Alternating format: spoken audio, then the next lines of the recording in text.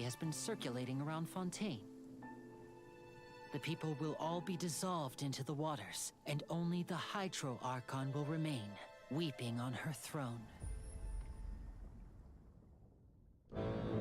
I, Focalor, hereby welcome you to the nation of Hydro, and acknowledge the value and significance of your trip.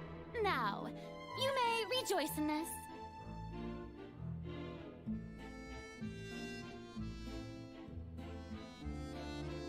In your opinion, do you think it's right to treat a trial like it's an opera? To the people of Fontaine, the line between a trial and a performance can be a little blurred. Welcome, one and all, to the Opera Epiclese. Watch carefully now. Blink and you might miss it.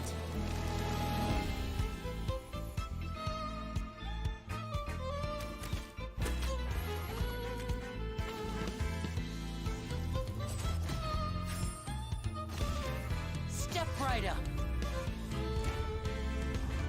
And over here is my sister Lynette, who will be working as my wonderful assistant. Ta-da!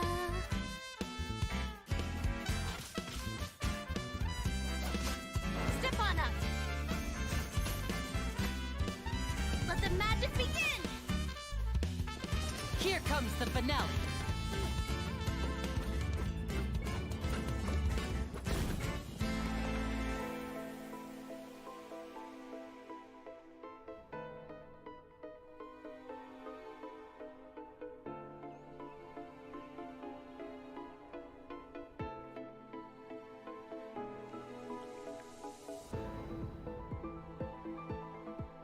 I want to spend some time at the bottom of the sea in peace. Getting gear!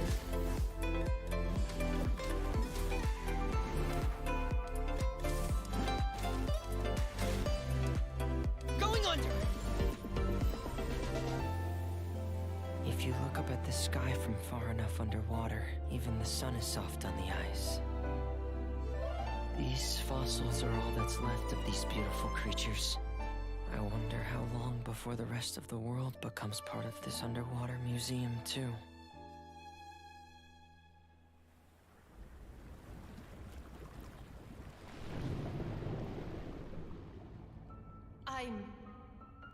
Wait.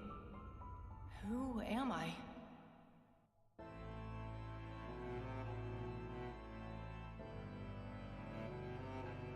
The water is gradually swallowing our memories. It won't be long before it swallows us. We've been trying to find out how the Oratrice operates. We want to know why it has a consciousness. Why can it deliver sentences accurately? Rain.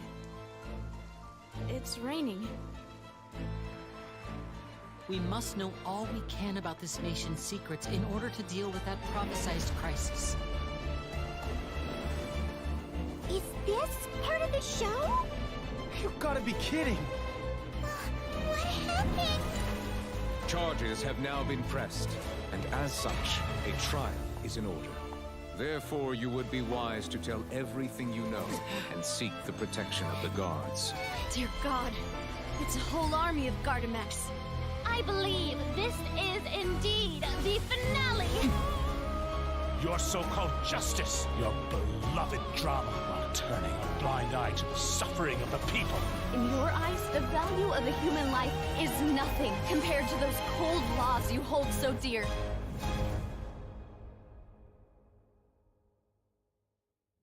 So this is how justice is done in Fontaine. What a joke. You've got your rules. Well, I've got mine too!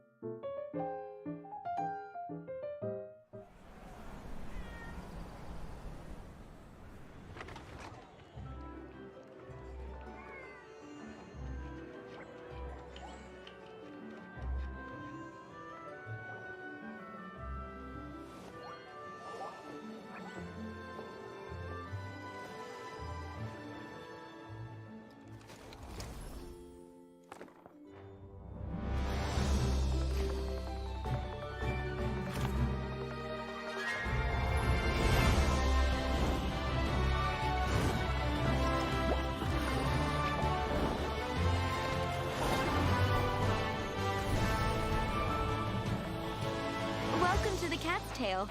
Ah, what a nice surprise. Don't tell me you came to learn Genius Invocation TCG without bringing any cards. It is time to see what you are made of. With Sword comes Shadow. Go and play!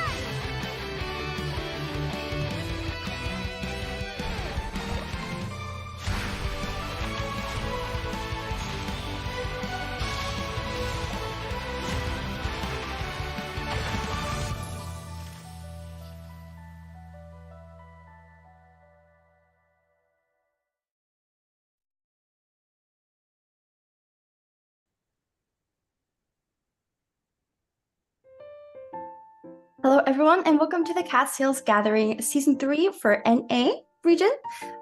Today, I am Leah, aka Windflower Leah, on Twitch and Twitter, and joined with me is...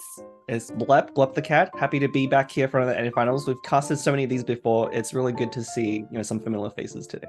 Yeah, I think all 4 players we're going to be seeing in the third place match, then also the finals match, are regular players. Some of them have extensive tournament histories, taking home multiple first place victories. So very excited to see what they have in store for us. And Blep and I were just casting for the Summer Invitational, as some of you may know. So we are back yet again, just full weekend full of TCG. Yeah, lots of TCG action, and the fun doesn't stop. We definitely know that there's more seasons of Cat's Tail Gathering to come. So if you want an opportunity to play on this stage, definitely keep an eye out for future announcements, and of course a chance to get that card back. So for those of you who don't know, there is an exclusive card back for participating in the Cat's Tail Gathering series. They'll be given out for this season as well, but the upcoming seasons are another chance for you to go grab them. So go to Twitter and find the announcements from Astro Carnival to see more details. Yeah, the card backs are beautiful. There's They're a golden really cool. one for the Prince Cup participants. There is a purple one for the regular Cat's Tail Gathering participants. And of course, if you participate in Season 4, and I think Season 5, which are coming up, this is Season 3 that we're casting right now, you will have a chance at winning those card backs. And I mean, 23 games I think that you have to win. I think it's well worth it. Just brush up on your skills. I think they also have welcome raffles for participants. So, I mean, net positive for participating at least. And you have a chance at winning this prize pool, as you see here on the screen. So, first place prize is going to be $1,000. That is a lot of money. Yeah, definitely. And these prize pools, we've seen them before, seasons 1 through 3, right? But I hear that things might be changing in Season 4. There might be extra rewards. I don't know what they'll look like. Don't take my word for anything, but I mean, they're definitely continuing to support TCG, which I love to see. The prizes are getting bigger and better, and card back is hopefully just the beginning. And hopefully be more opportunities, especially to win that, that golden cutback is for the Prince Cups. We don't know when the next one would be for the NA one. I'm definitely going to go try my luck out the next time one of those rolls around, because I really want that card back. I really want it too. So sad casters can't also play. I mean, we definitely could. We just have to be good enough. But these first place prizes, in these Cat's Tail Gathering tournaments are nothing to sneeze at either. And here we have the third place match and the finals match. It will be Coco versus Ranoki. Ranoki. And then the finals match coming up, both of these are best of threes. It'll be Robot Wizard versus Kamisato Kaori. So, you have anything to say about these players, Blep? Yeah, I mean, for those of you following about the NA region, definitely the 2 finalists here should be names you're familiar with. They both appeared in the Prince Cup. We'll definitely talk about them later in the second half. But Coco and Ranoki, some of you may not be familiar with, but both of those have previously placed repeatedly in the knockout sections of the previous Cat's Tail Gatherings before. So even though they haven't made it to a streaming match just yet, at least in the NA region, they're definitely familiar players and very good ones too. And I should also mention that Ranoki played in all 3 regions under, I think, slightly different names. If you...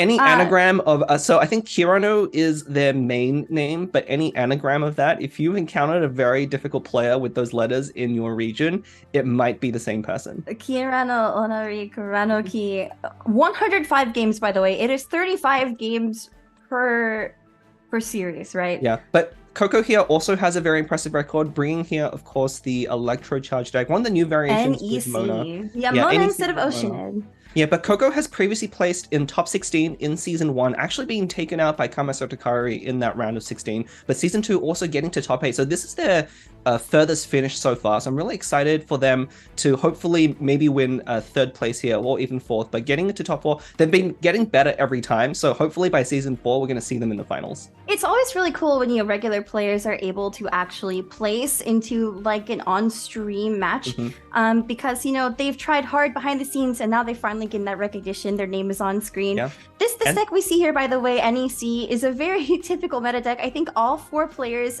both in the third place matches and the finals, brought this deck.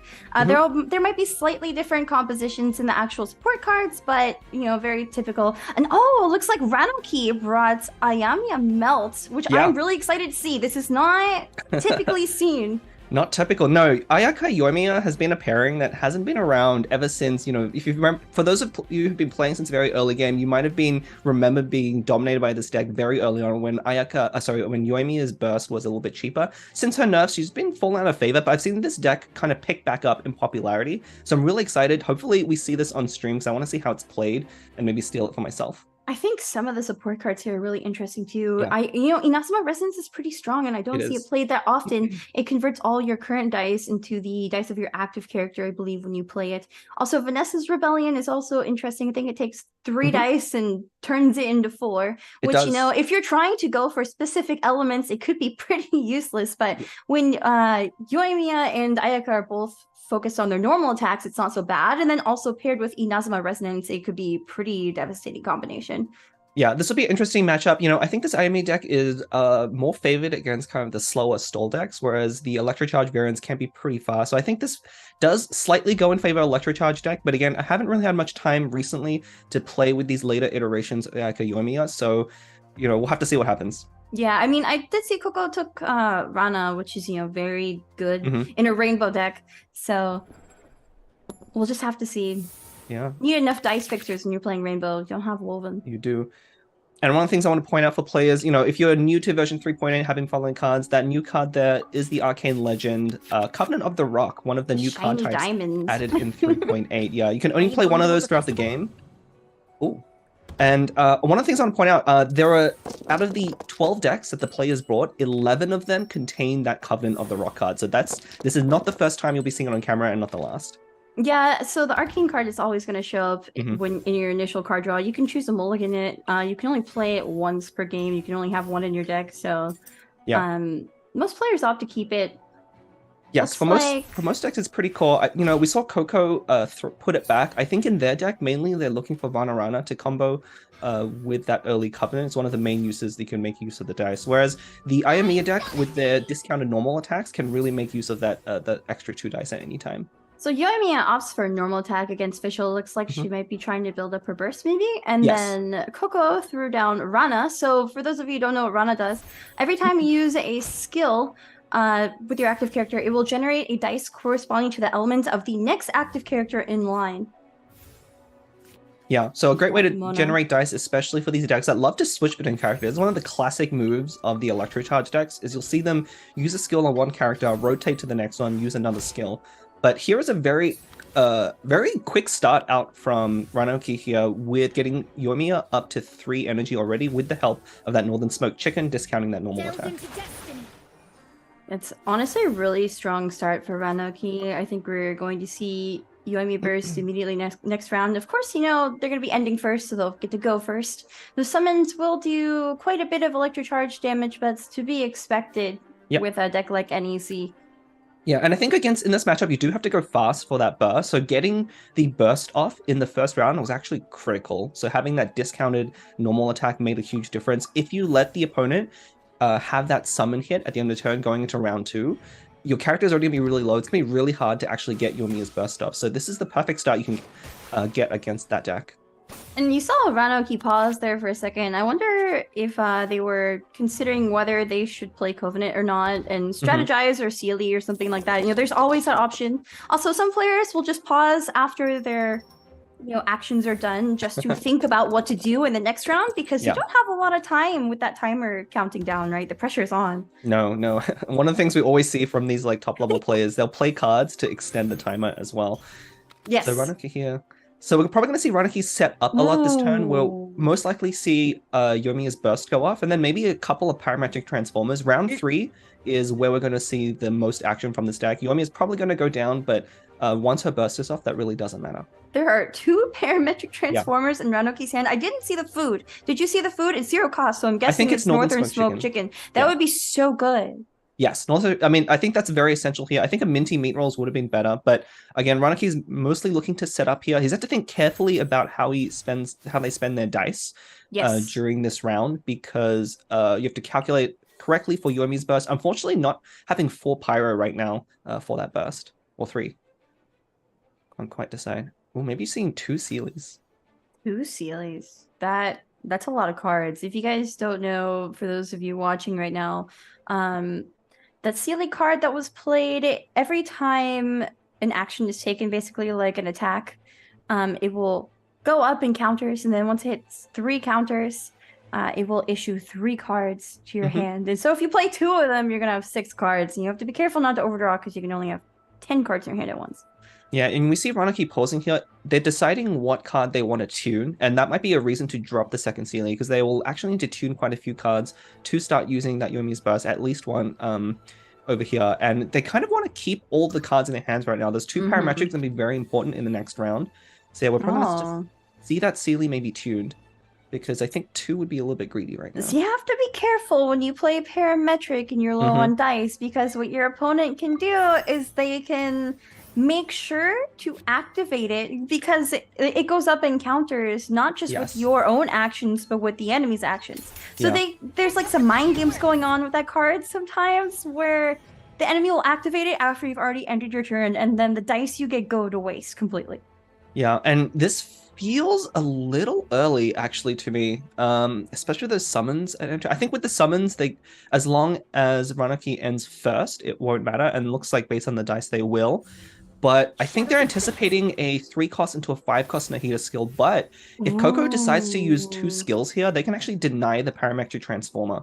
Well, what I was gonna say, so Ranaki has Covenant and also Northern Smoked Chicken, so they could extend their turn a bit if they wanted to. Yeah, interesting. Using the Fire Dance there, the 1 cost skill out of Yoimiya. Actually a pretty good combo, because it does trigger Treasure Seeking Sealy. The main reason is they don't want to pass the turn yet, because they know. Yeah, but here we go. The swap stalling coming out from Coco. Very heads up play. They know that the opponent wants to activate that parametric transformer before the end of their turn, so they're also countering with their own swap stall. It should get activated, right? Because Yoimiya's burst. If you just go for a normal attack, it would get activated. Normal. So Yoimiya's burst only works with a different character, so they will have to use a different character. But again, using Yoimiya's skill to stall there, one of the lesser known uses of Yoimiya, one of the best characters for doing this, because she has that 1 cost skill. I admittedly don't see Yoimiya often. I know you picked her for the Summer Invitational, Bleb, but... No, but I don't think Ranaki can actually play around it. They're going to be forced to make another swap stall in order to prevent the parametric from activating. But here we go. Lieben is actually perfect. Lieben is going to let them use that dice no matter what. So that was a really lucky draw off of that Treasure Seeking Sealy. They can now safely change their plan back. And the good thing is they've kind of ended up wasting a lot of their opponent's dice, who could have used a 5 cost Nahida skill, but now has to use a 3 cost. Yeah, exactly. So we see that 3 cost Nahida skill coming out. It does take down Yoimiya and generates a Bloom Core, so Oz is going to do some extra damage there, extra electro damage. But I mean, I think this is ultimately better for Ranaki than, eating up the 5 cost skill from Nahida, because those seeds would have done some devastating damage, Yeah, for sure. But one of the tough things here is Ayaka's only at 7. Even though the Electrocharge deck can't output a lot of front-up damage, but you still have to be thinking of, they run cards like Calx's Arts that can immediately get Official Burst or a Nahida Burst up that does a lot of single-target damage. Ooh, that Gambler's Draw on their Ranaki is going to be huge. So this is the turn they're really going to pop off, start comboing with Ayaka's normal attack. Also, Cryo Res, right? Cryo Resonance is going to be huge as well. We'll have to see if Ranaki can sweep this turn, because if not, it's a bit doomed. Yeah. Starting with Chong here, of course, their goal is to try and sacrifice Chong here so they can unlock both of those I haven't lost yet in their hand. And Chong's skill, of course, is just as good as Ayaka's at triggering those melts, so no difference here. Now the question is, can Coco pull off a kill against Ayaka? I don't think so, because Chonghyun didn't fall here. It's not very good for Coco, considering the dice it would take to take down Ayaka. Yeah. Ayaka's probably safe. Yeah, I mean, at this point, I think Ranoki is going to take out Nahida no matter what. So having to equip the Gamblers here, I think this is fine for them. We'll have to see if they use Cryo Resonance here, they can kill Nahida and have that Yoimiya burst go off. Yeah, and using a food here makes sense. They have 2 foods in hand that discount attacks, so having both isn't going to be useful for both Ayaka. So I like using one on Chung here. I do actually like using the Cryo Resonance as long as the dice count works out, because that gives you the Yoimiya burst triggering onto a different character, but it might not matter. So just normal attack by the looks of it. Yeah, I don't think it matters too much. Because Yoimiya's burst, extends throughout the entire turn, right? It's not like Shincho Rain Swords. It's like a certain number of usages, so... Yeah, definitely. And, I think... one of the reasons to go for that play, though, is Ayaka's sitting... Mona's sitting at 5 right now, which would have been... I think you could have taken out Mona if she was down on 4 with that extra effect of the Yoimiya burst. But I think either way, this works out fine. Your opponent's only on 2 dice right now, and you have a lot of dice and minty. Another Cryo-Res? Yeah. I don't know if dice will allow Ranoki to use both, but I mean, we have Vanessa. We have Vanessa, and then we also have Double I Haven't Lost Yet, and then we also have Ranoki meat rolls coming in. Ranoki is effectively sitting at 8 dice, even without Gamblers. Yeah, we're going to see the Vanessa go down. We're probably going to see those I Haven't Lost Yet saved until the critical turn. But I believe this turn is going to be a sweep for Ranoki. I don't think there's anything Coco can do at this point because they simply don't have enough dice. With only 2 dice left, they can't use any skills. The best they can do is swap stall around, but I don't think that's going to be enough to protect them from all the damage coming out of Ayaka. I still think one of the most unfortunate changes made was limiting Minty Meat Rolls to only 3 normals. And now Gamblers is only 3 usages, which, when you're in a match like this, it doesn't seem like it's a big deal, but... Against NPCs, I get sad. You can't have constant Gamblers. No. Yeah, 3 is all you need here, but in this case, 1 is really all you needed. With that double I Haven't Lost Yet, I mean, this wasn't even close. Coco here losing without even needing those I Haven't Lost Yets to play, just showing you the power still of the Ayamiya combo. I have to say, Ranoki is definitely showing their strength as someone who played 105 games in 1 week. Yes, of course, yeah. Ranoki, and actually they placed in top 16 in all 3 regions as well, so definitely deserve their place here, heading up 1 game now. So one of the critical things of that match definitely is those 3 normal attacks out of Yoimiya at the very beginning was exactly what they needed to win this matchup. If they hadn't done that, you saw how low Yoimiya was hit after all of those summons, only left at 4 health. If you hadn't had that normal attack in the first round, you wouldn't be able to reliably get that burst off, and that's really the critical part of that deck.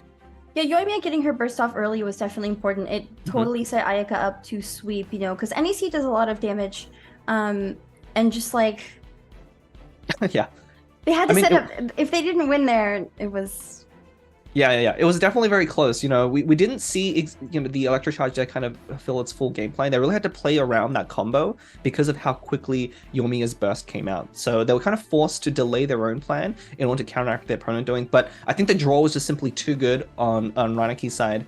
They had too many good cards, too much dice. And especially that parametric transformer dance was really funny to watch. But honestly, drawing that Lieben was such... they were about to lose those 3 dice if they hadn't been Lieben there. So that was a critical draw. If it had been any other card, I think Ranoki would have lost that match.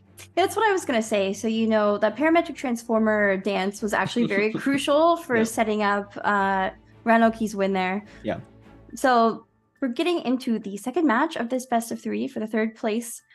So Coco is bringing Chong Raiden Superconductor with Shenhe, who will boost that cryo damage. I don't see anything out of the ordinary in these support cards here. Looks like a pretty standard list. Yeah, and this is a really popular deck as well right now. I think 3 of the players pretty much bought this exact same deck, so it probably won't be the last time we'll see it on camera. It is very strong. Superconductor is a great reaction, especially against some of the more shield-heavy decks, like Ito or Zhongli that we've been seeing right now. That piercing damage being able to go through shields is pretty huge. Yep. Yeah, and Cryo-Res, of course, is one of my favorite cards anyway to begin with. It's so unconditional, even though it's maybe not the strongest resonance buff, but definitely allows Chongyun to get like a 10 damage burst off at times, which can, immediately take out a character. I'm looking at this deck. It just seems very, very typical to me. There's really nothing out of the ordinary here. Yeah, I like the one-off split between Treasure Seeking Sealy and Strategize. I think there's still debatable which card is actually better, but going 1-for-1 like that definitely is a good way to hedge your bets. And here's Ranoki bringing NEC. I see 2 copies of Mondstadt Resonance, which you can bring considering you have Mona instead of Oceanid here. Yeah, and I think that's one of the reasons why you do it. You have this deck. Oceanid is the stronger Hydra applicator, does have more powerful summons, but having Mona gives you a little bit more flexibility with the quick swap ability. But it does also unlock that Mondstadt Resonance with Fischl and Mona both there, which is a really powerful card. It's probably the best Resonance that out of the set of 4 that we got. You do less damage with your summons because Oceanid's strength is spamming summons and going for that really heavy hitting burst if you can. But with Mona, like you say, being able to quick swap off of her is super crucial. You can kind of control the state of the match better that way. And also, I would like to see Nahida use her 5 cost skill this time, or at least 2-3 costs on the same character to spread those seeds. I mean, we probably would have seen it last match if it wasn't for that parametric transformer play. But Nahida 5 cost is definitely like what makes the deck tick. It's one of the most efficient skills in the game right now at dealing damage for the amount of dice it costs. But it does, rely on some pretty good dice rolls. So we'll have to see if Ranoki here gets a little bit luckier than Coco did in the last game with the dice rolls. So, Bob, I have to ask you, who do you think is favored to win this match, just in terms of deck composition? I think the Electro Charge deck is slightly better at outputting damage. I'm really not too familiar with the Mona variants these days. I think if it was Oceanid, I would definitely think the Oceanid version is favored. It has a bit more defensive utility than the Superconduct deck, which is really great at breaking, again, those stall decks. But this one's probably pretty close. Go top decking that Gamblers. It was kind of funny, they kind of draw the same cards for a second there, but yeah. Let's see how the dice go. Pretty nice dice for Ranoki off the bat. Coco rolling 6 Dendro. Wrong deck for that, unfortunately. It's fine. We have Cryo now. That's all that matters. Starting off pretty common with the Oz summon from Fischl. Probably going to see Raiden summon as well. Sealy dropping to get the counter up for more card draw. Yeah, and this is definitely a matchup where it's very similar to the previous, kind of reverse from the previous one, where, Raiden's going to be very threatened by all of the summons coming out from Ranoki's side. So getting her burst off. Oh, and just as I said that. We do see a swap to Shenhe. I think we're going to see her skill, considering, 1 Omni, 2 Cryo up there. Honestly, it could be pretty good if Ranoki stays on Mona. Yeah, so this is definitely prioritizing kind of getting those summons underway, getting the cryo damage, not so much maybe focused on Raiden's burst, but more on getting Shenhe's summon out on field as early as possible. It might kind of force Ranoki to swap early unless, they want to take that damage. I mean, the thing about swapping to Mona is that she can swap and it's a fast swap, so Ranoki could still end their turn and not lose turn advantage in that case, but yeah, they do have a runner. would eat that elemental damage. Yeah, do have runner on their hand. I think Mona's the least important character, so I can see them taking the brunt of the damage on Mona here. Once she's applied a couple of hydro ticks, you really want to focus on Fischl and Nahida. Get up to Nahida's burst and have that go down. That probably will make the most difference in this matchup here, because her burst does add 1 to every single elemental reaction, which adds up very quickly with Electro Charged. Ooh, Mondstadt Resonance and Calyx's Art for Ranoki. Those could come in handy, especially, both Fischl and Mona do have an energy point. We might even see a swap to Nahida and her burst coming out. We could. I think it might depend on the dice rolls. With 5, okay, here we go. There we go, the 5 Dendro. We are almost certainly going to see a Nahida 5 cost here. Maybe after this? Maybe not. No? Probably her burst, if Ranoki's going for this play. Yeah, it could be a burst here, to really power out the Electro Charge.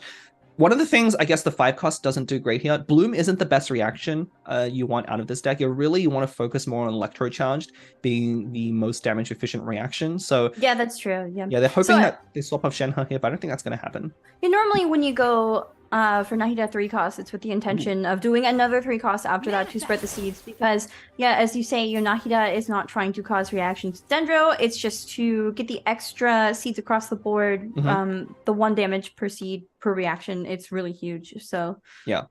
It's really where a lot of this damage come from. Again, you lose a lot of damage utility from replacing Oceanid with Mona here. One of the things I want to point out, Coco, they're preemptively equipping the Lotus Crest because they are actually playing around the Nahida Calx Arts Burst, which is very good of them because that could have happened here if that Lotus Crest had not come on to Shenhe. Well, I think even without burst, you know, the bloom reaction is it 1 it's point one of extra it's 1 damage? extra damage. So the 5 cost skill would have put Shenhe down to 1, but she would have been dead to a Calx Arcs Burst here from Nahida, which would have really crippled, I think, the Shenhe SC's plan because they're really trying to rush out Shenhe's burst right now in order to keep up in the damage race. I think that's what we're gonna see from Coco. I think Ranoki's trying to decide if they want to go for the Calx Art Burst right now. Probably wouldn't make the most sense here, but they would need to tune 2 cards in order to use the 5 cost skill. It might be worth it because you really want to start putting down. So once Shenhe uses burst, she's not important anymore. Yes. And so you really want to start putting more damage on the side characters. I'm not sure about tuning the Calx's arts there. I think this is fine. I actually think this is fine. Okay. I'm anticipating, you know, probably Mona falling at some point. Maybe they think they need Covenant as like a safety measure. I mean, you know? Covenant's most likely going to go to Vanarana. Vanarana. I still getting that mixed up. It's not Varanara. It's not Vanarana. Oh my god. It's going to take forever to get that right. I'll never get it correct to the end of my days. Everyone calls it Varanara. But it is not. Oh, at least one of those dice is usable. Yeah, we do see Covenant into Vanarana and then end. So yeah, the Vanarana there is going to take 2 dice and just spit them back out at you. No changes to them at the next round. Yeah, and then someone's going to go off. Shenhe is going to go down because of that Bloom Core there, but that's totally fine. We'll probably see Raiden come on to take that Hydra The hit. Electro Charge, though. But Chongyun's still at a healthy 9, and he's going to be the one to finish the game out once the summons are done. That Shenhe Burst is down, that's all you need. Now, all the cryo damage coming out of Chongyun is going to be increased by 1, so should be very good from here on out. It is pretty good considering, you know, Shenhe Burst and Icy Quills are both up, so that's going to be a lot of cryo damage output. And then, you know, coupled with potentially getting some more Electro application off from Raiden. Yeah, I mean, the game's not likely to last past round 3, so I think Raiden is more or less going to be used as, you know, a shield to suck up damage. Ideally, what Coco wants is for Raiden to go down here so that they can use the I Haven't Lost Yet in their hand. You know, unfortunately, Shenhe going down at the end of turn means you can't use that card just yet. So she's really looking, and I think Ranoki's going to know about this and play around that and intentionally not do anything to take out Raiden here. The dice are beautiful on Ranoki's and look, 3 Hydro, 3 Electro, 2 Dendro, 1 Omni, and then also Bestest in hand. Like, oh, it's beautiful. Yeah. And yeah, it'll be interesting to see what Ranoki decides to do here. I mean, Nahida isn't going to be super important. And of course, both sides are kind of like putting up their character here, wanting them to go down. You know, Nahida is kind of going to be sacrificed at this point, trying to bait out maybe a normal attack from Raiden here. So we'll have to see what Ranoki wants to do. I mean, a 3-cost skill would be okay here. Yeah, I think that's what's going to happen. Not the best use of dice, though. Like, you really want to start trying to put damage onto Chongyun as much as possible. So we could even just see a swap, maybe onto Mona. Yep. The swap onto Mona looks like is exactly what's going to happen. And I'm eyeing that Gamblers in Coco's hand as well as the Woven. I haven't lost yet. There's a lot of play potential in Coco's hand, I think. Yeah, and that I haven't, you know, with Raiden not having yet bursted, you know, Chongyun's going to take a lot to get up to the energy, and one of the cards that would turn that around is I Haven't Lost Yet. So I think we're going to see Ranoki play around I Haven't Lost Yet quite a bit from here on out. But putting Raiden to 2 here. Raiden? Probably? No? Probably, Strategize. So drawing the dice first. Yeah. Oh, a second double I Haven't Lost Yet. That's really good. Yeah. So I think this is good, you know, the Gamblers will ensure that Coco gets another 2 Omni dice after Nahida falls. And so Raiden is set to fall now. Yeah. Which will let Coco use the double I haven't lost yet on Chongyun. That's going to be huge. Yeah, and this is exactly what Coco would want anyway. One of the tough things about this, you know, a lot of time with the traditional Electrocharge list, you have like the strong summons from Oceanid to finish if you need to, but you know, with Nahida down, there's not a character right now that's very good at closing out the game, whereas Chongyun is perfect for doing just that. Yeah, I like Lotus. Yeah, I like Lotus on Chongyun. Yeah, I mean, I especially like switching to Fischl here. So if we had switched to Mona, it would have been would have had a very dangerous situation where Coco would have had the line of using a skill on Mona, taking her out, and immediately double. Yeah, immediately double. I haven't lost yet in the burst. It just would have been over. This way, Chongyun's burst has a little bit less value because no matter what, it's going to overkill one of these characters. So Raniki can really play around that hopefully from here on out, but it's pretty tough. I think the unfortunate thing is that, you know, lotusing on Chongyun means that Coco will have to use a Woven or I haven't lost yet to do some additional damage right now. Yeah, I think Coco might actually have enough. You know, in his dice, he still has, in the hand, they have Covenant and double I haven't lost yet. That's 4 more dice, and that's going to be more than enough to finish the turn, yeah. And it's gonna be a bolt finish, right? First finish. It will. As long as, so you had to make sure that you play your cards in the right order. If Coco had slipped up and played the I haven't lost yet first. No attack, no burst. No burst. That's the nice finisher. That's what you do when you're not trying to BM your opponent. You know what cats like to do? They like to play with their food here, so.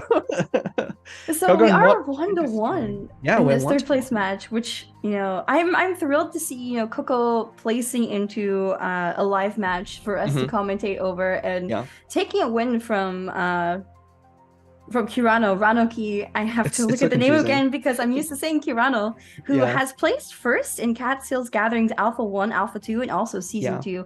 So Yeah, we definitely glossed over their previous tournament history before, but they're very strong contenders, specifically in the EU region. They've been a long-time player in that region in Season 1, you know, in top 8, and coming first in Season 2 in the EU as well. And as you mentioned just now, the Alpha as well. So now they're making their first appearance in the North America circuit. International, worldwide, yeah. So I kind of wonder what decks that these players are going to take going into Game 3. So for those of you who are following along, you don't know the tournament structure for the Catsiel's Gathering. Basically, these players have to submit 3 decks, no duplicate characters, and they are choosing them blind. They don't know what their opponent has selected, so they have to build their support cards around what they might see. And as we might see in some later matches, some players opted to choose cards like Send Off in case they're against, you know, summon heavy decks like NEC. And then some players choose to go for just more, you know, core towards, you know, oriented towards what they need to do for their deck to succeed, regardless of what they're facing or not. And we see Coco bringing Pyro Kaching for the last match in this best of 3. Yeah, Pyro Kaching, not one we've seen very much of. You know, a lot of the most recent patch, Klee has been paired up with Mona, specifically to take advantage of Covenant. But with more players kind of figuring out how to use Covenant of the Rock, we've seen a lot more decks included, and then it's less important to run it specifically in Klee, Mona, Vaporize. And so we're seeing kind of this classic back here, one of the dominant decks in 3.7.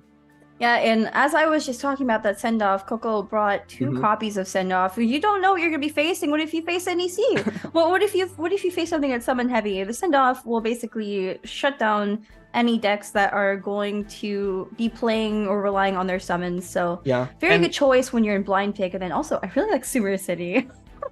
Yeah, Sumeru City is a very common inclusion with these decks. I'm pretty surprised to see Send Off here. Usually, Pyro Kaching is a very aggressive deck and not so much trying to respond with the cards like Send Off, but we'll see how that goes. I think it's just, you know, like, it could really cripple the opponent. It can.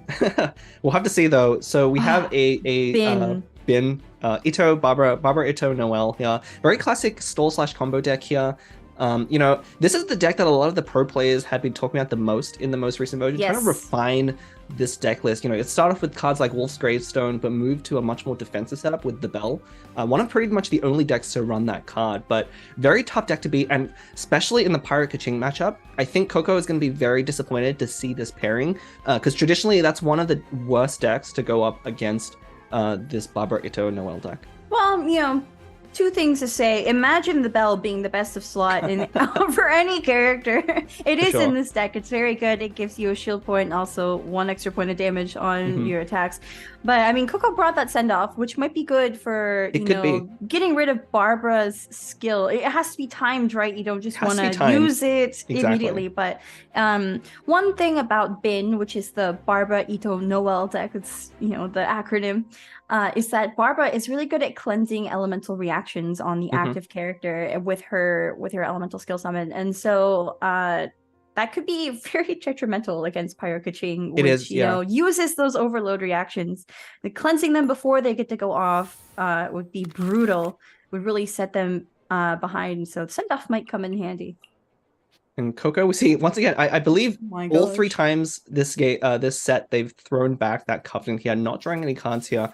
Interesting that Ranuki decided to throw back Covenant even with a Vanarara in hand. Maybe thinking that this is not the right matchup to make Covenant Bennett talent for Coco. And then I also saw, I think it was Tenacity of the Millilith, which is not good to get already. I mean, it's good for Ranuki, not great for Coco. Yeah, good starts on both sides though. So I think one of the good things about this matchup is that Ranuki doesn't have a lot of pressure, and so Bennett's going to be able to freely put their burst up. I mean, you saw there Coco keeping those 3 Dendro dice because they drew that Sacrificial Sword. That's actually really important in this matchup. One of the ways you can defeat this Barbara Ito Noel deck is to go for the longer then get more value cards like Sacrificial Sword. So I think that we're going to see a rush to Bennett Burst with the help of the Sacrificial Sword, buffering the dice by quite a bit. Oh, the 2 Hydro, 1 Cryo does not. It's not great for. No, we're probably going to. Oh no. Yeah, we're probably going to see Lieben into Marinara, saving 2 of those dice, and then having 1 of those Hydros carry over here. Yeah, the aura matters a lot. If you put Vanarana down, it's going to eat 2 dice and not give any. It's only going to give 1 to Lieben. Oh, yeah. Ooh. But of course, we had that Tenacity giving that extra Geo dice there. So we could still see a Barbara skill, but probably not at this stage. Calculated. I forgot that Tenacity it was definitely calculated. Yeah, putting Ito out front like this is pretty dangerous. At the start, and especially now with Bennett having that Sacrificial Sword there is gonna start threatening a lot of damage. So we'll see them almost forced to swap off of Ito here. I think it's fine though. You swap the Barbara and then you leave and pass. Looks like Coco's also gonna leave and pass, so Coco will get to go first. Yeah, but I think this is just safe. This is actually gonna see Barbara's skill. Yeah, good stuff from Coco. Barbara's skill definitely, you need to get that Pyro Aura off of Ito. Oh, the bell! Sorry. The scary thing about the Pyro Kaching deck, if your characters are at 8 or lower health, they have Pyro Resonance into a skill, into an Overload for 8 damage. That can snipe off Ito really easily. So it's really important to get that Pyro off. So we're almost certainly going to see Barbara's skill here. And then Ranuki is going to be looking to end turn with Ito out to get that Pyro Aura off. So Coco's going to need to see if they can figure out a way to force Ranuki to end first and maybe get that Pyro off.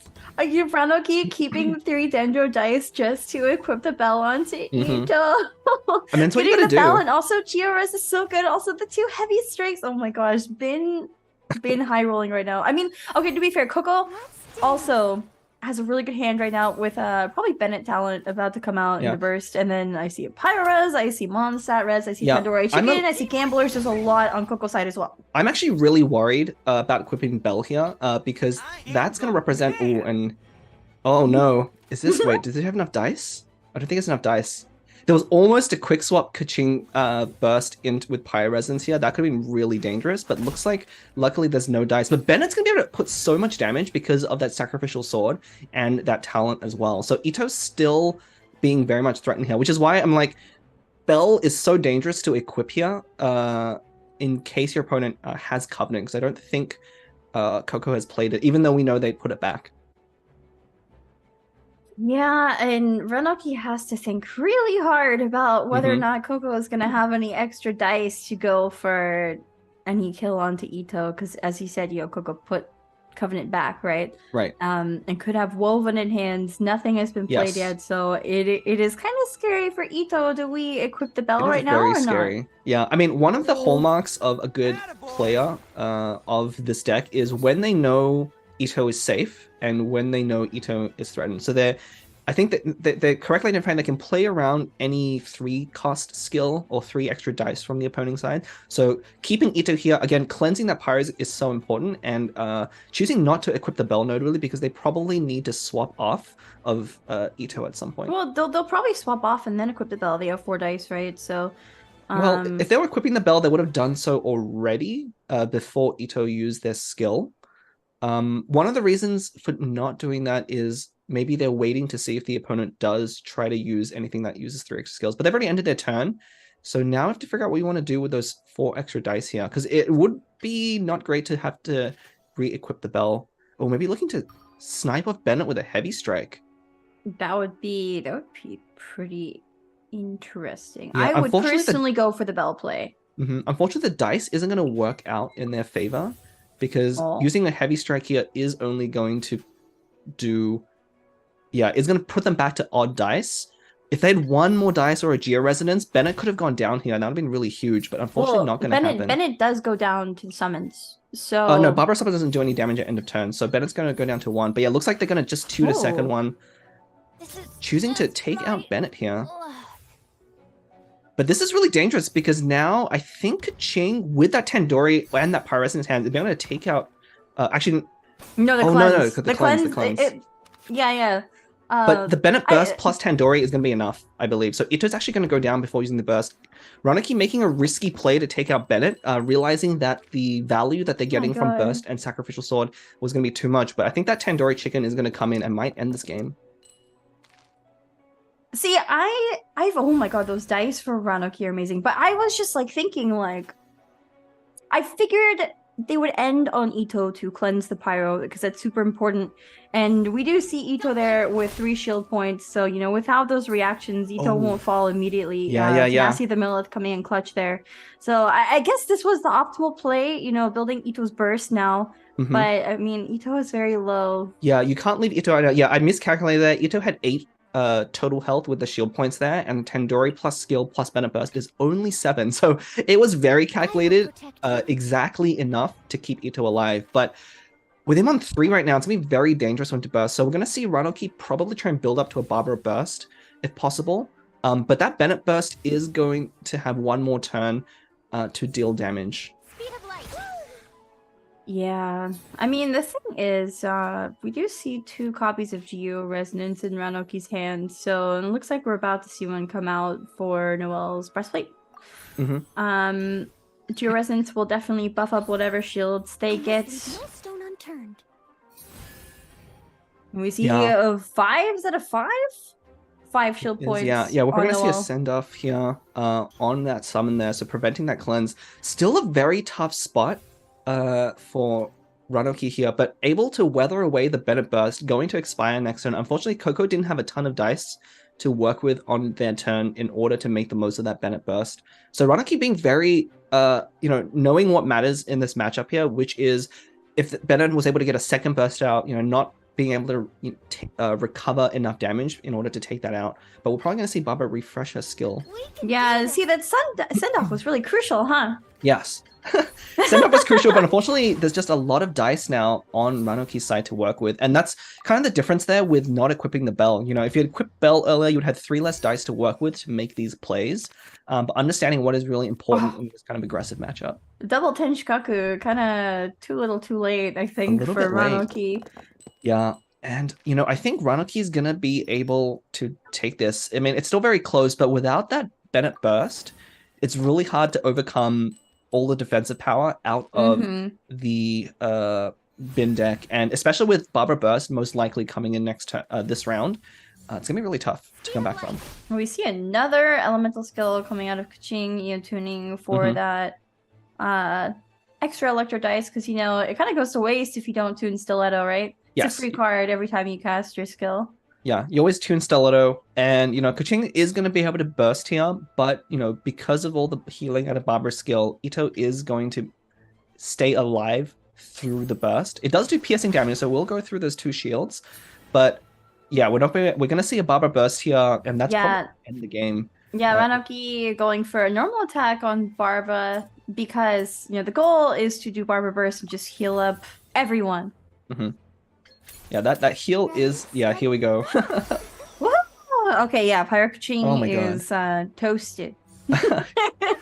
Yeah, toasted by the deck that doesn't have any pyro reactions, but very much Toasted so, yeah. Toasted itself. Yeah, losing that utility of the Bennett Burst there, you know, I think Ranaki was very good at identifying when they were able... Usually you want to keep those stacks of on Ito for his burst, but it looks like Ranaki identified that Bennett needed to be taken out, so finding opportunity to do that, having to tune 2 cards to do is a lot of resources, but ends up being the right decision. Adeptus in Ranoki's hand. When, like, Ito set up with his burst, he's full HP, he has Tenacity with the Millilith, you know, could even equip the Battle if you wanted to. I don't think you'd even need to do that. There's a heavy strike, and oh my gosh, Geores, it's all set up for Ben. It is all set up for Ben. Yeah, it's one of definitely the scary parts about facing this deck, is that, you know, once they get set up, it can be very hard to break them because you need to have cards that kind of generate extra dice for you. And Bennett Burst would have been the main ways that could have happened. But, you know, without a way to refresh that Bennett Burst, I think it's pretty much over now for the Pyrokiching deck. Oh, it's too bad. I'm so sad. I mean, so Coco is sitting on a lot of cards right now too. I haven't lost yet. One quick swap. I mean, you could tune the Bennett talent, you can tune the Stiletto. There's Gamblers, Pyro Res, Mondstadt Res, Tandoori Chicken, and also Kaching Burst. You know, maybe we will see something come out. The thing Coco would need to do is get Ito out, and the problem is Ito is set up so nicely right now. He is sitting pretty, waiting for his time to shine. Yeah, we see a Lotus going on to Ito. Step aside, Ito. Yeah, we're probably going to see... Yeah, we're almost certainly going to see Ito attempt to burst here. We're probably going to see, a overload here to push Ito back off the field. It's smart. I mean, that kind of just plays into the Lotus Crisp there. You know, you're favorably trading a card and a dice for that overload reaction, which is exactly what you want. And then I think staying on Barbara here is not a bad idea either. You know, it is always net positive to cast her skill in Bin. Right. And, like, Coco is going to have to respond by doing some kind of damage here to Barbara, which is not optimal. You want it to be on Ito. Yeah, it looks like we're probably going to see them rush out a Klee Burst. But in the end, it might not matter here. You know, this is definitely Ranaki's game to lose. He has the overwhelming advantage here and needs to just keep safe plays until Ito can burst and then set up for the rest of the turn. But Ito is the man. Did you hear him? I am the man. Maybe not. We're probably going to see them swap back off of Ito at this point. You know, it's pretty dangerous to use a skill here and take another hit out of the Klee Burst there. Strategize. I wonder what Ranaki's looking for and using that strategize. Oh, we are going for the elemental burst onto Klee. Arataki numero uno Ito. Oh, and gonna stay on Ito. Gonna get healed up to 6 here. And also cleanse the pyro. Cleanse the pyro, yeah. Again, one of the things with playing this Barbara Ito Noah deck is knowing when Ito is susceptible to being taken out. But we might have a quick swap Adeptus Burst? Coco's been saving that for quite some time. Actually, is that going to be enough? Wait a second. We have a quick swap. Wait a second. Wait a second. And Gamblers? Wait a second. Gamblers is on Klee, I believe. Oh, yeah. Oh, and that is... on the Electro. Wait. Oh, that's still not enough because of the tenacity. Quick Luck Adeptus is only 7. Yeah. Okay, so again... We're biding time here. Each time, I mean, Ranaki's perfectly calculated 1 extra health for Ito for all of these lines. No, so... not this. Wish me luck. Come on. Oh my gosh. Yeah, for those of you watching this at home, you know, this is a really hard deck to play down the bottom. You know, we were just talking about potentially losing Ito there to a quick swap burst, but you know, you really have to calculate when your opponent has any line that can snipe of Ito, because if you lose Ito, the game tends to be over pretty quickly here.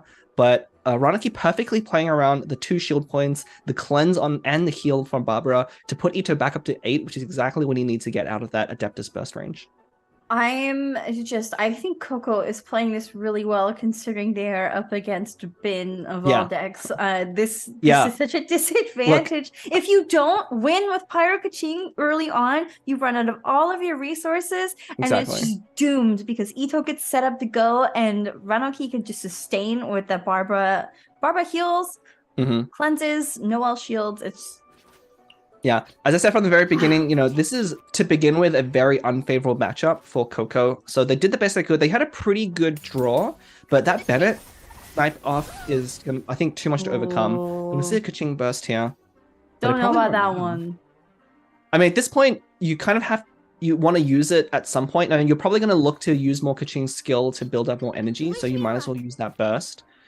Get a little bit of damage on Ito, but we're probably going to see them, swap stalling here. Because if Ito takes the field, they can sweep the entire other field. So as soon as Coco passes the turn, we're probably going to see Ito just take out those last two characters unimpeded.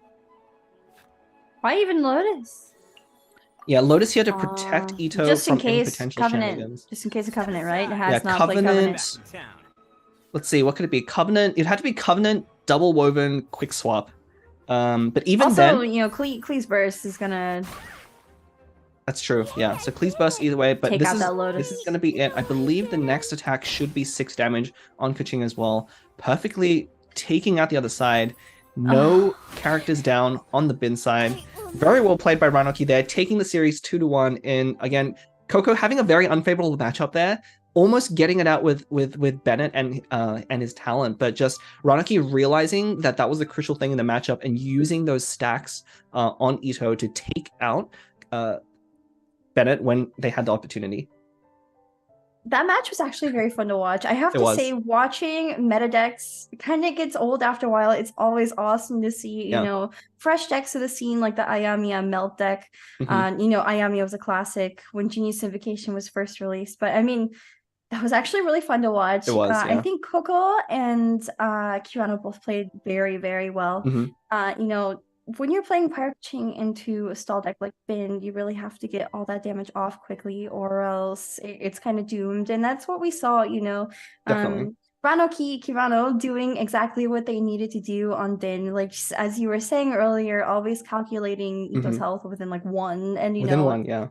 That 1 point of damage or health always is what matters in Genius Invocation. The numbers are so low. So, and it really is important, because one of the things I see newer players when playing that deck a lot, you know, they're very hesitant to expose Ito to any damage, and if you don't calculate the numbers exactly, you don't really know. You're going to have Ito out on field, but he, even without his burst, does a lot of damage. You saw him there using 2 charge attacks to take out Bennett, even without burst. You really have to know when Ito is vulnerable to any sorts of combinations from your opponent, and then take the opportunities when he can to be on field and actually do significant damage. So very well played there by Ranoki / Kirano there. I'm sure we'll be not the last we'll see either of Coco or Ranoki here.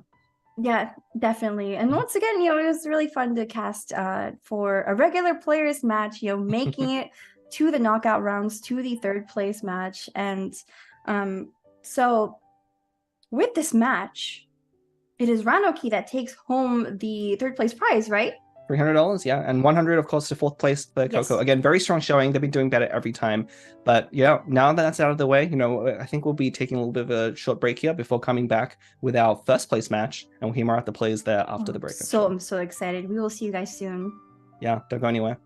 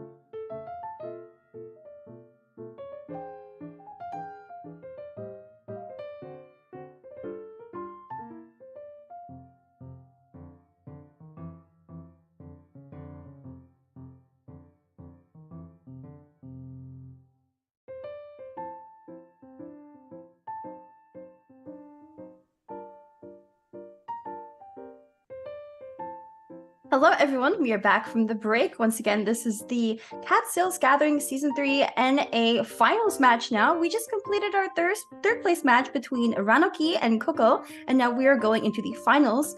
SI versus Kamisato Kaori. Yeah, SI/Robot Wizard, you know, I think most people know him as SI's Jubilee. That's how he introduced himself as well on the Prince Cup of the NA series, which he of course won. That's his name, not ours. So yeah. I should say Robot Wizard. I'm sorry. I am used to saying SI shorthand for it is stupid idiot on Discord. I am very sorry. So I'm just looking at these players' tournament histories right now. SI has a very extensive list of wins. Do you want to talk about it a bit, Bleb? Yeah, I mean, it's a laundry list. You know, he was the one that placed first in both our alpha tournaments 1 and 2, going back to back. Haven't seen him in the finals in seasons 1 and 2, partly because he just came off of a brilliant Prince Cup first place finish, probably very busy preparing for that and winding down from that. But now he's back in season 3 in the finals, so we'll have to see if he can take one of the first, I guess, official Cat's Tail Gathering season trophy home today with him. Indeed. Also, SI just won GITCG NA Majors this weekend. So just as we're casting for 2 tournaments, Bleb, SI is setting up to win 2 tournaments potentially. Exactly. And again, we see the matchups here. So we've already done the Coco versus Ranoki 3rd place best of 3, and soon we're about to go into Robot Wizard versus Kamisato Kaori. Yeah, and Kamisato Kaori, you know, has their own great accomplishment as well. If you don't remember, we briefly saw him in the Prince Cup. Yeah. In fact, there was like about a 10-second clip of his Ito going down to a Yae Miko burst. If you haven't checked out the Prince Cup finals, you can see them in action. So this will be their first match kind of on camera since then. But they were also in the top 8 of the Prince Cup here and has finished in top 8 previously in the first season of the Cat's Tail Gathering as well. So they are a very accomplished player in their own right. Are. And, you know, it's really exciting to see them in the finals against SI, who, you know, Robot Wizard has secured many wins in the past, always consistently places high. So, you know, Robot Wizard has proven himself, and now it is time for Kamisato Kaori to see if he can take a win against. Yeah, and you know, we see the top 16 bracket here. I really want to shout out, you know, there's some names obviously from the Prince Cup. We have Runa Tobio here, Ting, and Jiboot and Yahida, all players who have previously appeared on camera at duels or at the Prince Cup, appearing back here in the top 16. You know, we also have some previous favorites here. We have Meteorites. I know Spartan we got to meet in person as well in LA at that Prince Cup. So lots of familiar names in this bracket for us. Lots of familiar names. I think Bird Lives is a new one for me, and also Zero.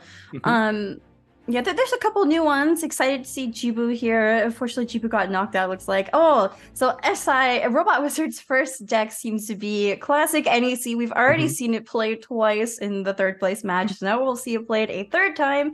There is nothing new in the support cards here. I do see send-offs. You know, it's pretty good taking blind pick, right? But yeah, and this is the classic list using Oceanid instead of Mona here. And you know, much more of a well-known factor here. You know, very standard card list. You know, 2 of everything just for consistency's sake. So it really will be. This deck really cares about the dice rolls more than anything else. If it rolls well, it can be very hard to beat. Indeed, yeah, that Oceanid.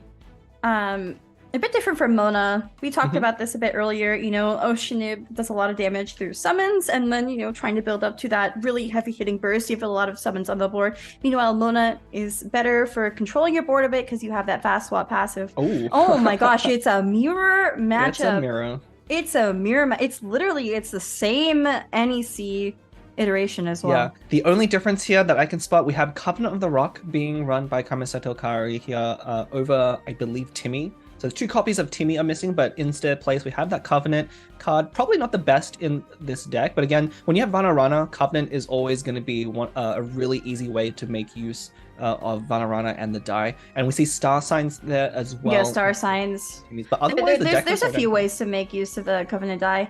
I don't see Rana in this deck. I don't know if Robot Wizard took it as well. I don't think I saw Rana. No, Rana tends to be more common in the Mona variants, mainly because, you know, she's not as useful trying to get up to those 5-cost skills.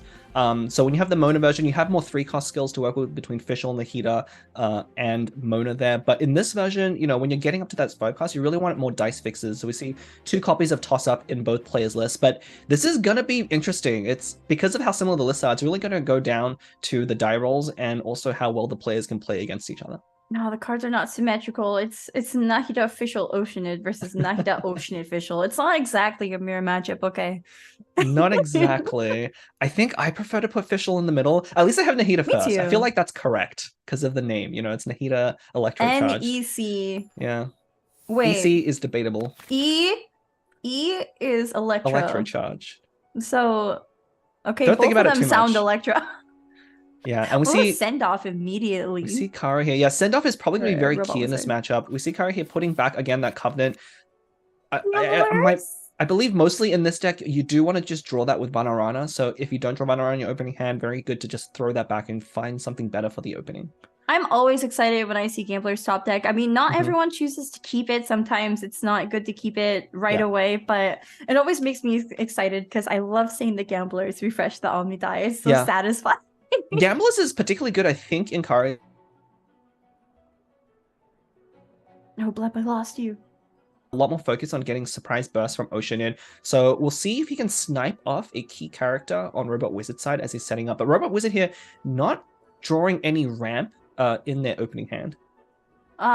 Noticeably, Robot Wizard is taking a very long time to decide what to mulligan. Yeah. Probably just carefully thinking over what he needs to keep, doing all the math in his head. You know, we don't see the math going on, but we know it's happening. Yeah, he's definitely very much, you know, plans out his turns carefully, but yeah, not drawing Paimon or Lieben in the opening hand. I think they were really deciding whether they want to mulligan for that card or hope for a high roll here on the dice. You know, when you're looking with this NEC deck, you're really looking for either 5 Dendro or 5 Hydro to start out to go into a 5-cost skill directly into a 3-cost skill. Yeah, and you can see the rerolls here. Kamisato Kaori getting both Dendro and Electro and choosing to reroll them because he's looking for that Hydro to go for the 5-cost Ocean skill. And unfortunately, does not get any elements, including Hydro. Like, that is brutal. Thankfully, Kamisato Kaori does have Toss Up in hand to try again. Yeah, and Toss Up is one of the main you know, reasons, or it's one of the main reasons you run Toss Up is you can't be expected to roll, you know, perfect 5 dice every time, but especially a Rainbow deck, right? Yeah, especially in a Rainbow deck. Hopefully this reroll is better. Okay, we might just see a 3-cost here. Oh, what's it gonna let? Oh, I think Kaori didn't want a chance not getting any dice again, so kept those 2 Electro just so it's probably usable. Gonna see a tune into 3 and 3 here. But see if Strategize gets anything up. Yeah, Robot Wizard being able to lead though on a 5-cost skill already has a bit of an advantage here in this matchup. You know, it does go very fast, and especially since it's sitting on that send off, it could be a pretty good turn for him, depending on how Kaori decides to navigate this matchup. Yeah, for those of you who are not familiar with this deck or, you know, just general TCG elemental reactions and things. So this deck, NEC, Nahida Electrocharge. The goal is to do a lot of Electrocharge reactions after applying Nahida's seeds, whether with 2 3-cost skills or with a 5-cost skill to get them across the board. So every time an elemental reaction occurs, it will take 1 tick of damage off of every character who has a seed, and then you see those counters at the bottom left on Kaori's side, they will go down as well. So it is a lot of extra damage on top of Electrocharge, which will do 1 piercing across the board. And you see here, Kaori carefully calculating their play. That Lieben in their hand isn't very good because they didn't quite roll enough extra die to make use of that. So we're probably going to see, a summon into probably a Paimon. Okay. It is so painful to have to tune cards. You have to pick which cards to tune. They could all be important, but at the end of the day, you don't have the dice.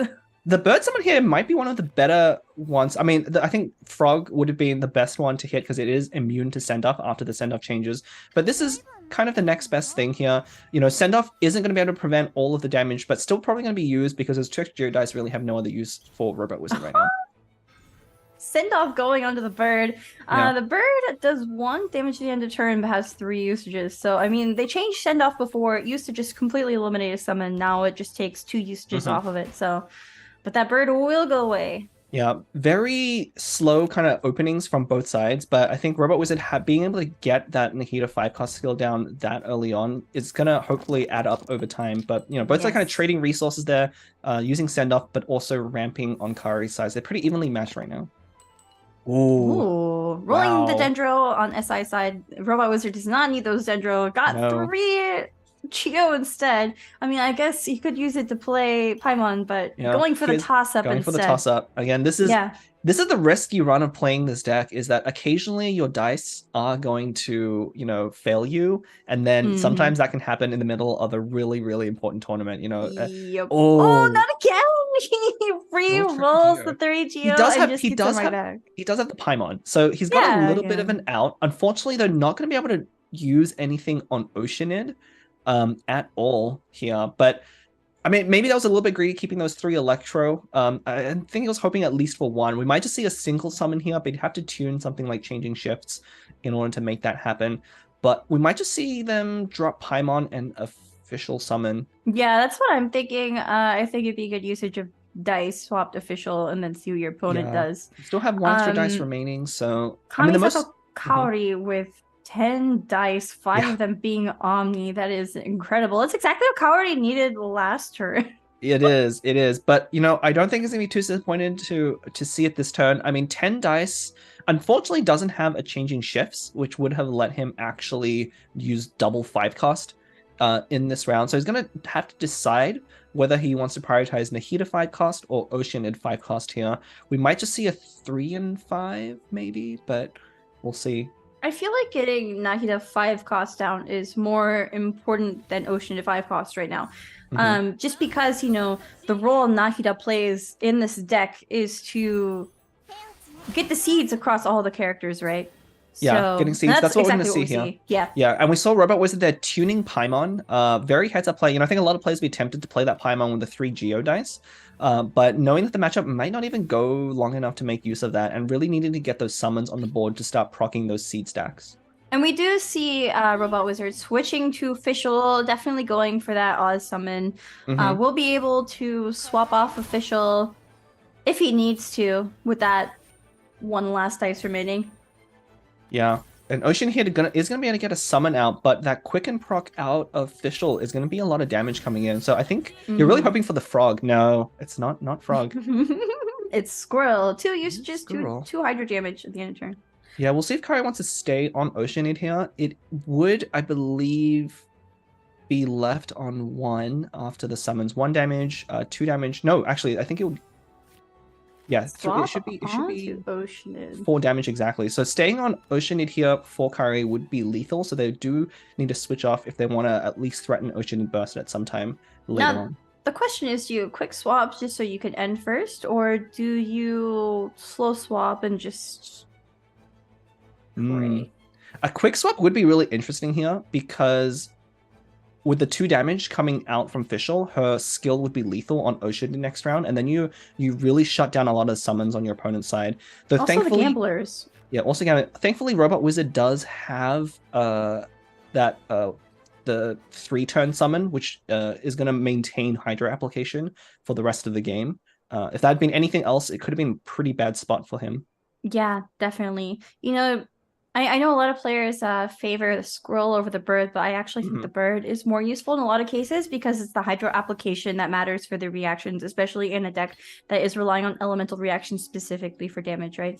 Yeah. So here we go. We are seeing the quick swap here, as you predicted here.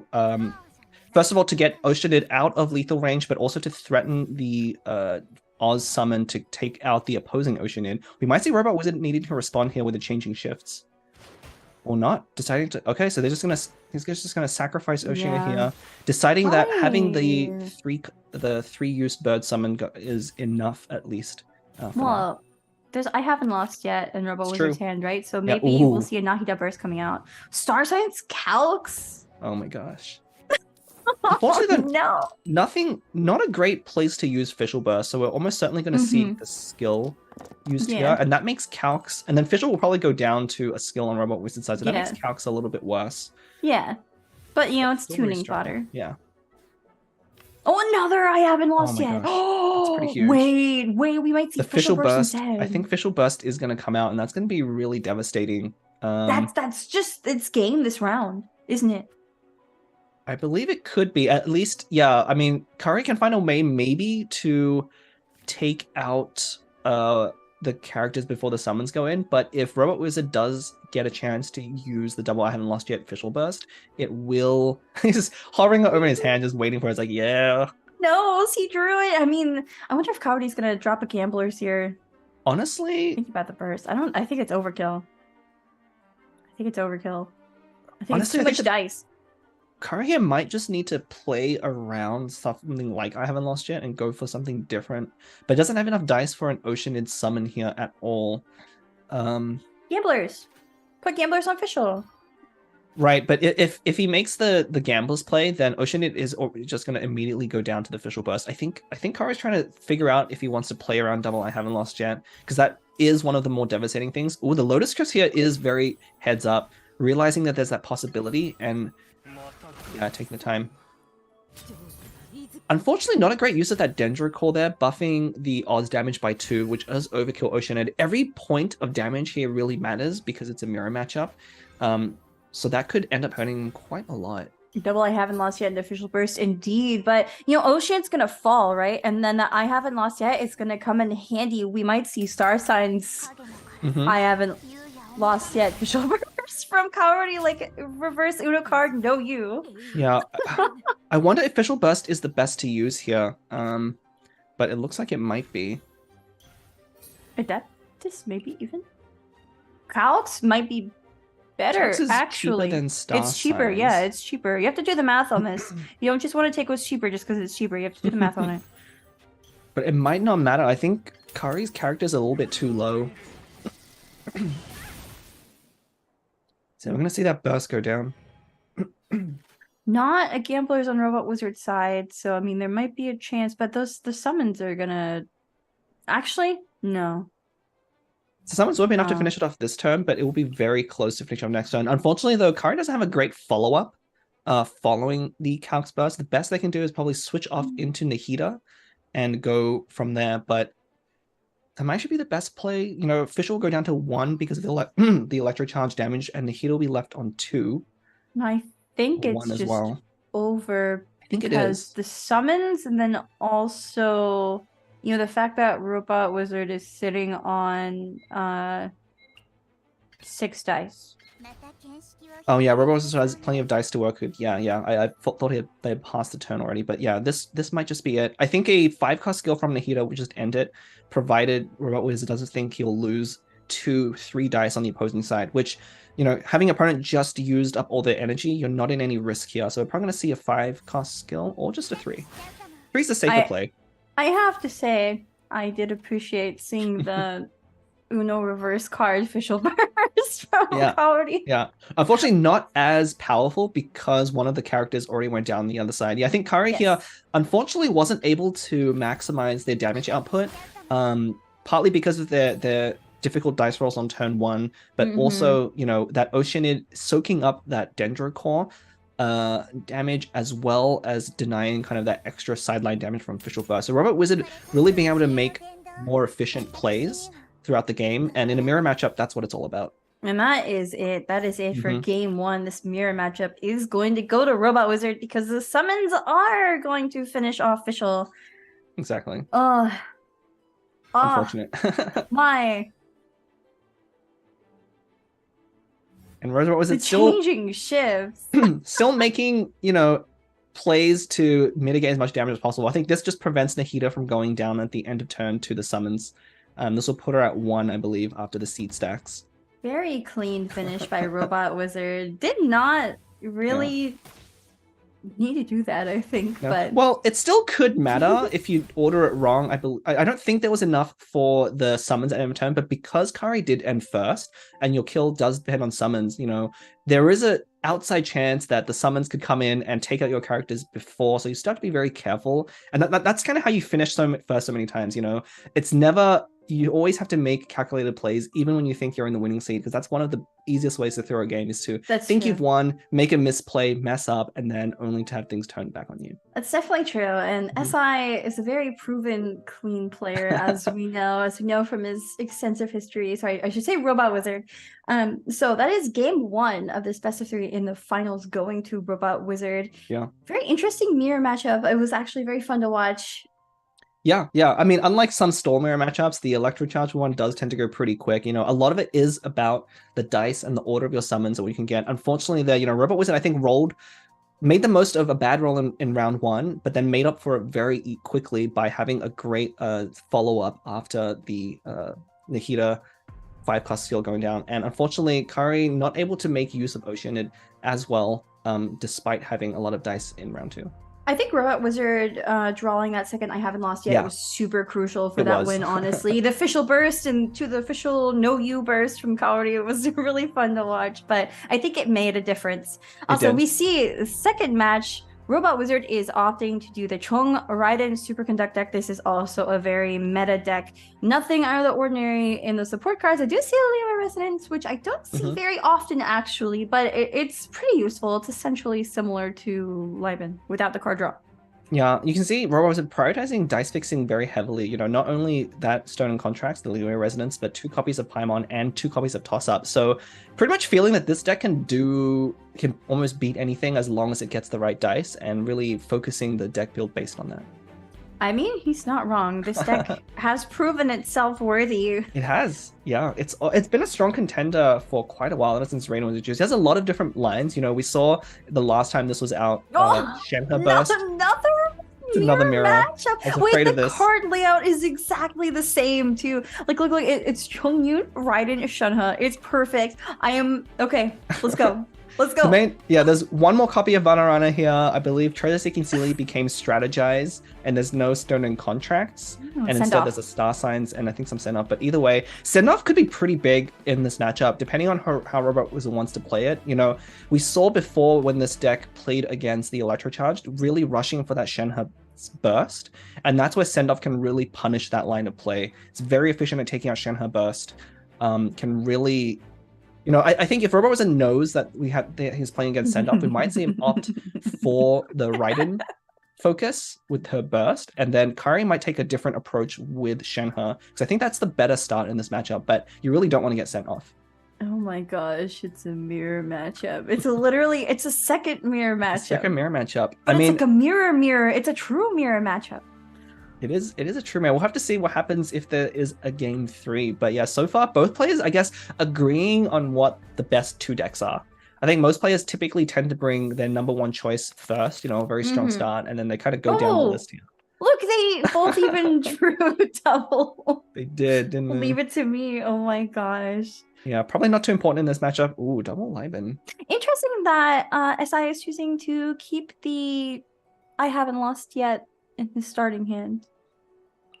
Yeah, I mean, this is a pretty aggressive matchup, so cards can go out pretty quickly. So it looks like Kari there digging for ramp, which I think is going to need it to counter what SI is probably Robot Wizard is going to do on their first round, which is hopefully ramp pretty heavily, especially that Stolen Contracts. Both of these players starting with Raiden, we're going to see Raiden skill. Oh my gosh, we're probably going to see mirrored moves as well.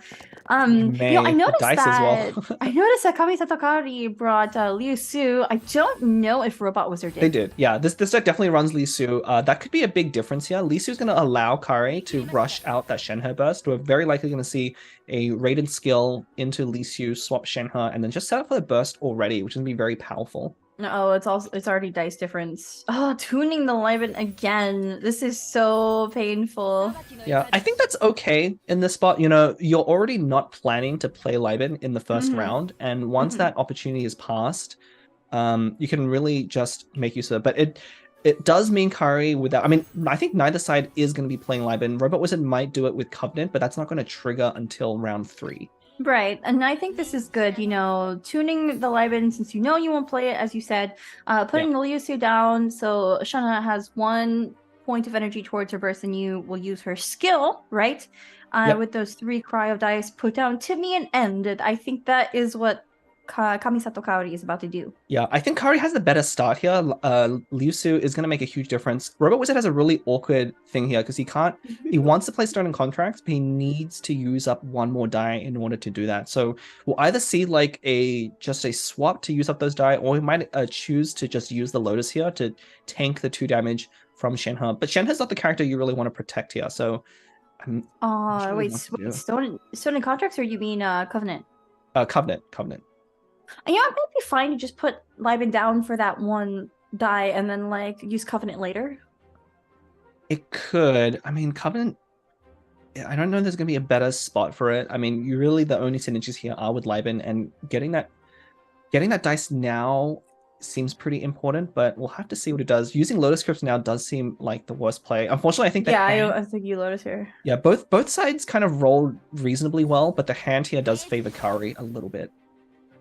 The mirror, we're gonna see Shenhe's skill again, but the difference is that Kamisato Kaori, due to Liu Su, has one more energy point towards Shenhe's burst. And we do see Liben coming down and a pass on Robot Wizard side, so he will be going first next round. Yes.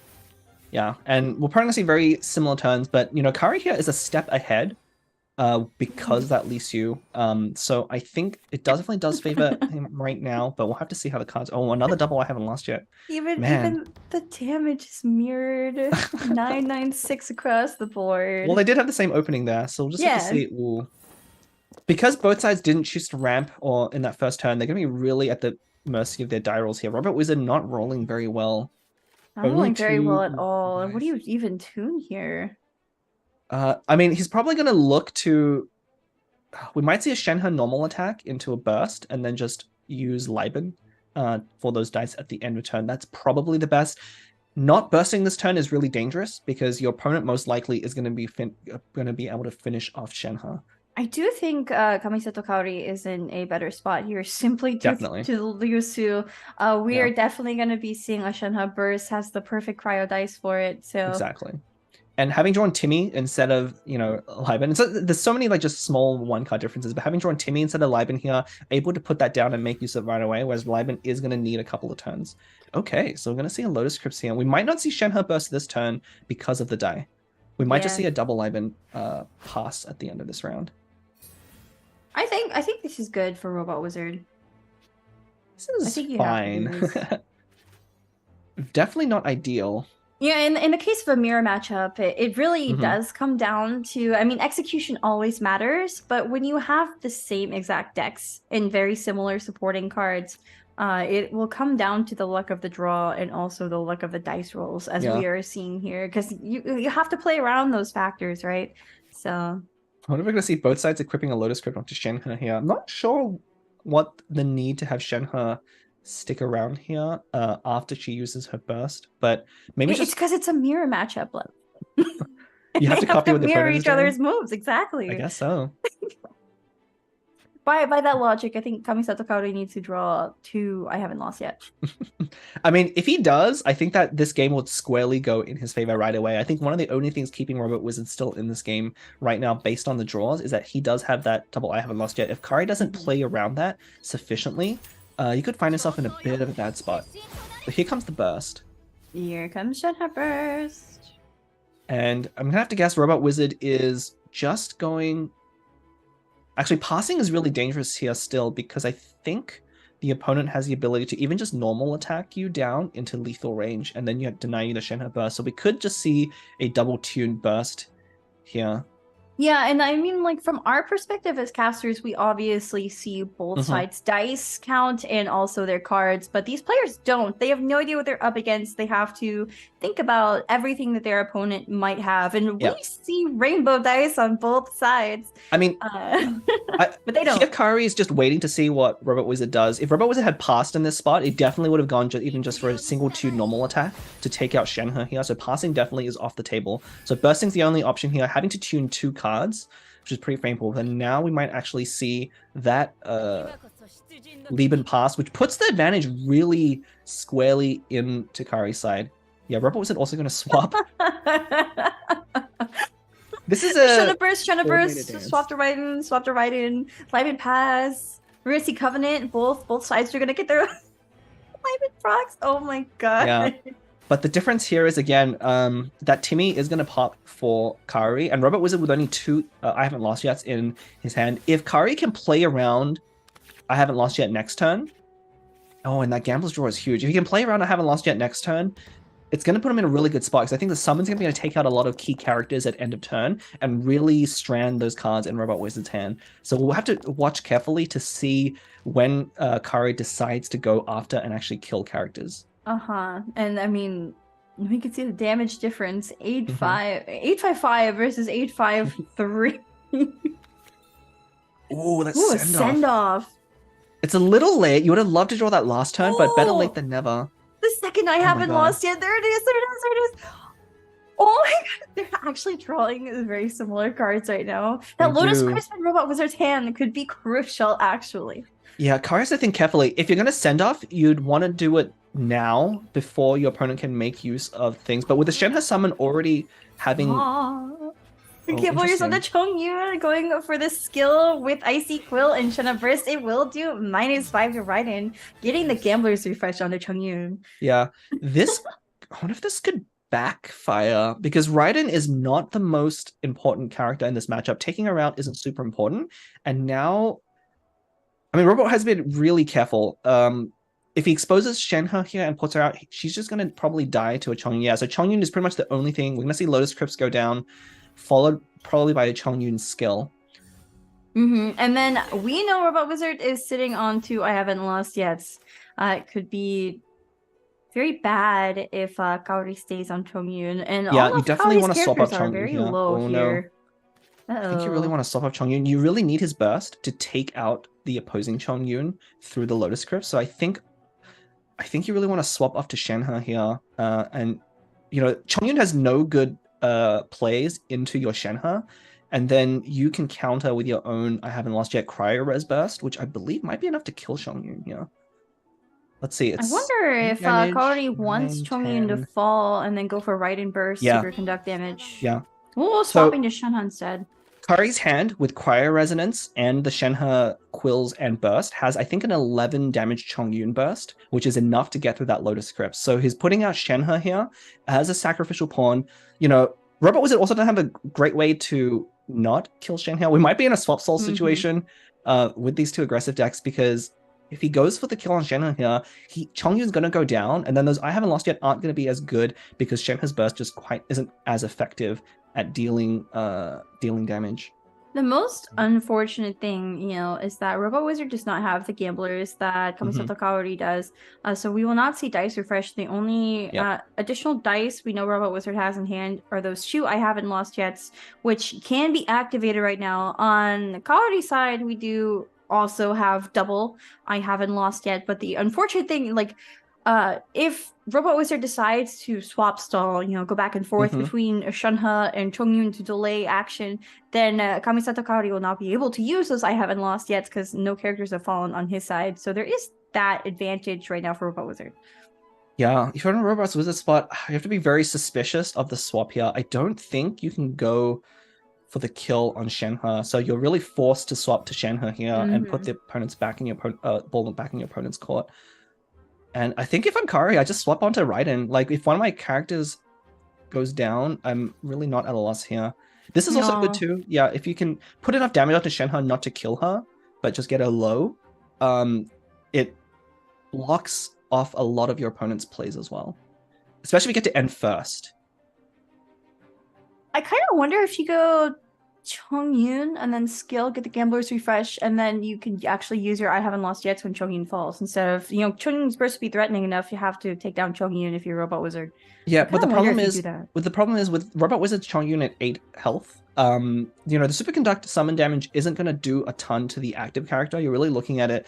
Right now, Robot Wizard at least has the advantage in that the other 3 characters are still alive, so they're going to take a lot of Superconduct damage, and Chongyun is pretty well protected at that high life total, so Kari kind of needs to take out Chongyun this turn, or end first and threaten Chongyun at the beginning of next turn. So how many stacks is Raiden have? Raiden has 1 stack. Oh, using the Cryo Res now, because I was thinking, you know, Raiden Burst with additional damage and then Cryo Res could actually do something, but looks like Cryo Res is going to come in, and Shenhe will take down Shenhe. Yep. This is interesting. Yeah. I wonder if that's a losing play. I'm looking at the cards now. So at this point, so what Kari's trying to do is bait out the kill here on Shenhe and then swapping to Chongyun, but having used that Cryo Resonance, he no longer has access to that 11 damage burst. So Chongyun still has Lotus. Yeah, Chongyun still has Lotus. I think that might have actually cost him the game. Chongyun here might actually just end. We might actually just see an end turn. Sealy. No, it is going to be a skill, and we know that without this double I haven't lost yet is going to give him another skill, so we'll have to see.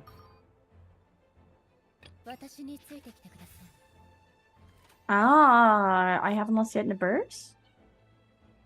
He's not going to have, if he does that, he won't have enough dice to follow up with the Chongyun burst here. You could send off, maybe. No, you wouldn't have enough. I think Raiden's burst is 4 cost. Right.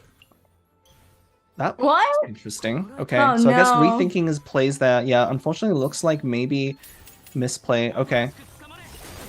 So Robot Wizard now forced to. Oh, does he? No, I think Kari has this. Robot Wizard has to take out another character, but then that lets Kari end first, which means his summons will proc first. So I don't think there's any way for Robot Wizard to be able to come out on top this game. So yeah, just using those I haven't lost yet, showing his hand, but I think this is pretty much over. It's going to go in Kari's favor. Yeah, I think Robot Wizard knows this because he's opting for the Chongyun burst, and it's like, what do you do in that case other than go for Chongyun burst to be flashy, right?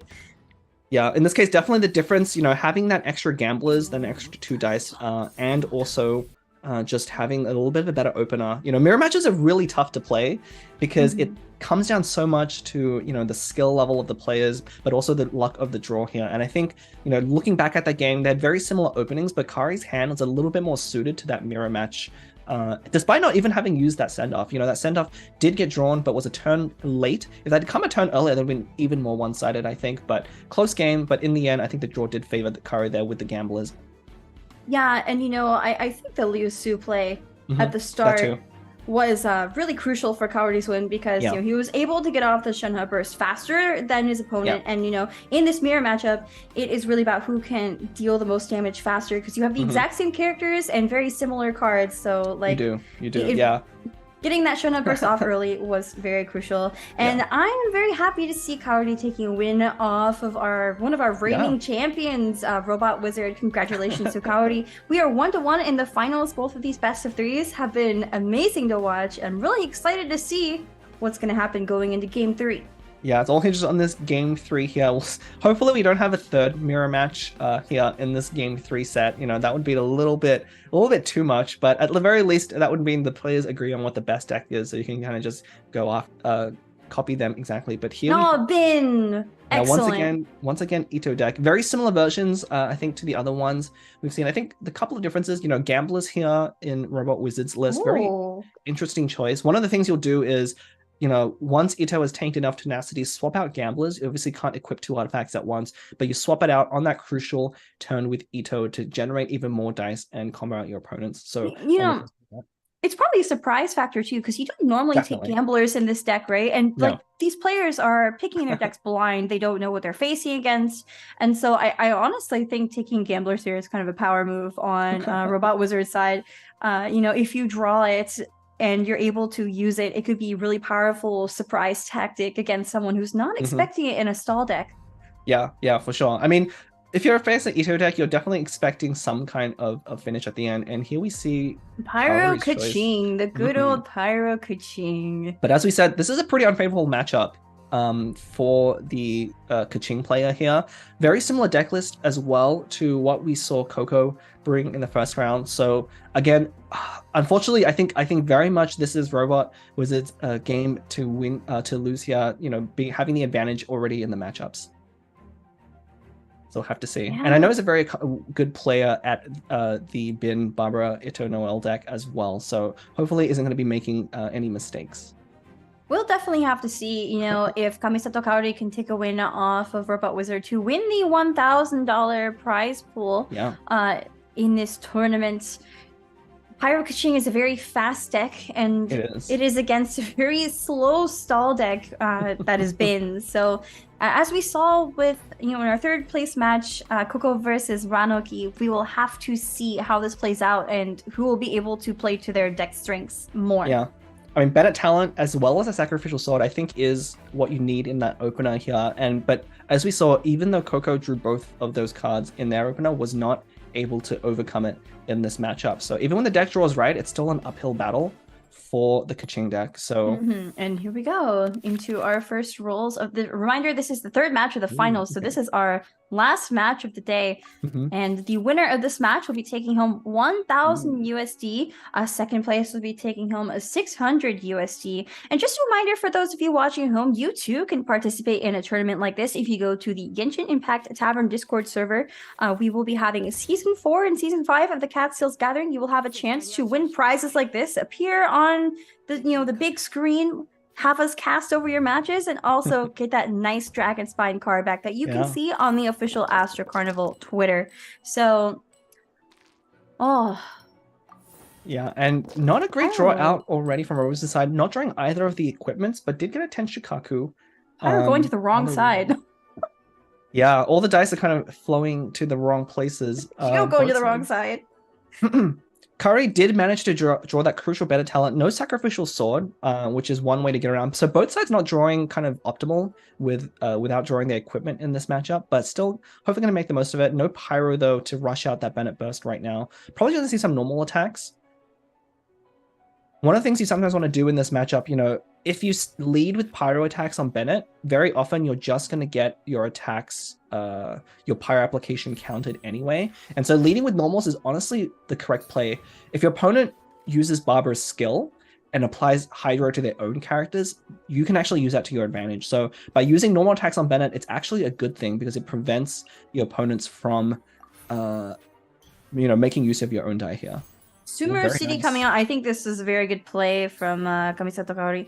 Sumeru City, if you have less dice and cards in your hand, then any normal attack or ability use will cost one dice less. Yeah, I'm gonna see. I think Curry is forced to end here. Unfortunately, maybe gonna make waste that one dice at the end, but I don't see. You really want to stay on Bennett in order to use his burst as early as possible. So we're probably just going to see him stay there. And as you saw, Robot Wizard opting not to use Barbara's skill here, because as you mentioned, if Bennett isn't applying Pyro, you don't want to start applying Hydro to your own characters that your opponent can start using. Right. Yeah, we're probably going to have to see an end turn here. And Kamisato Kaori thinking carefully about what to do. Yeah, we might see him swap off into Keqing. I don't know if that makes sense, though. To Klee. I did see, Kaori hovering over Klee, probably thinking about if it's worth swapping, and I guess it was. We'll have to see what the play is next round. Yeah, both sides having kind of awkward starts. We have the Lieben here only going to pick up one dice. Tenshikaku does come down for Robot Wizard, so going to start generating dice for him as well, kind of counter to the Sumeru City. So both sides getting their dice generation started. That sacrificial sword here. Sac sword. That's really good. Also, the quick swap is going to be crucial against Bin, I think. Yeah, for sure. Quick swap is definitely, one of the ways when you're not playing against Mona, you can feel a little bit safer playing against decks that don't quite have quick swap built in. But drawing one is very important for those key moments, especially with the Pyro Resonance. Quick swap Pyro Resonance is one of the ways you beat Bin. All these Geodice are going to the wrong side. I mean, I guess Kaori could use those Geodice to equip Sac Sword, but you really want to get that Bennett burst off. You definitely do. Unfortunately, he's one dice short, I believe, of being able to equip and Bennett burst and have any follow-up from Keqing. So he's got to think carefully what he wants to do this turn. We might see Klee skill to charge attack, and then maybe maybe a Sac Sword equip. Klee's skill here does seem pretty good, although Robot Wizard does get to go first. I'm probably going to see him switch off of Ito, trying to avoid, since he doesn't have the Barbara skill down just yet, wants to avoid any elemental applications on Ito for as long as possible.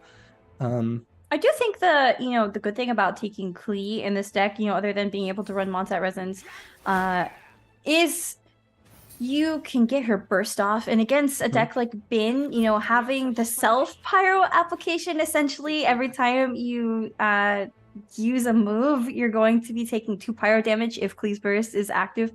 You have to plan around that if you're playing Bin. So I feel like having Klee in that case is actually really helpful instead of something like Agent. Classic Pyro Keqing deck.